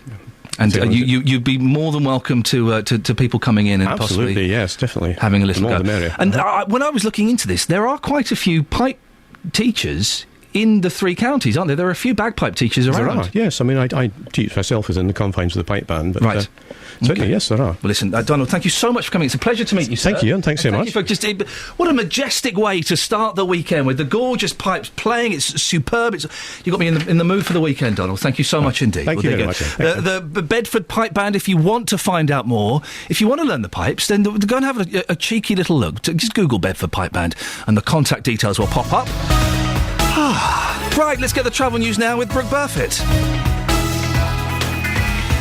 Beds, Hearts and Bucks travel. BBC Three Counties Radio.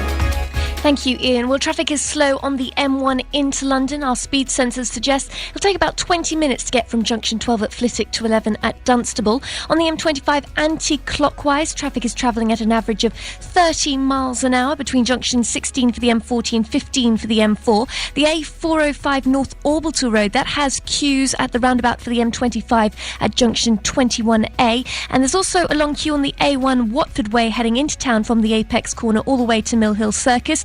In Wealdstone, there are works going on the gas mains on the high road near Risinghome Road, and temporary lights are up, and that might cause some delays later. Brooke Burfitt, BBC Three Counties Radio. Brooke, thank you very much indeed. I cannot tell you, dear listener, what a good mood those pipes have put me in. They've cheered me right up. They were uplifting. I tell you what, they were flipping loud as well. My right ear has gone a little bit mutton, but never mind. Never mind. Who needs to hear over the weekend? It means I might get a line when the kids wake up. That's it. That's your lot. Back on Monday, 6 o'clock. Stick around, though, because filling in for JVS, it's the excellent David Prever. Till Monday. Ta-ta. Getting beds, hearts and bucks talking. This is BBC Three Counties Radio.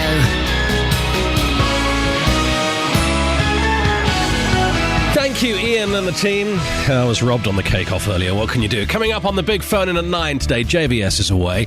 But it's business as normal. I want to hear from you on this question. Do we do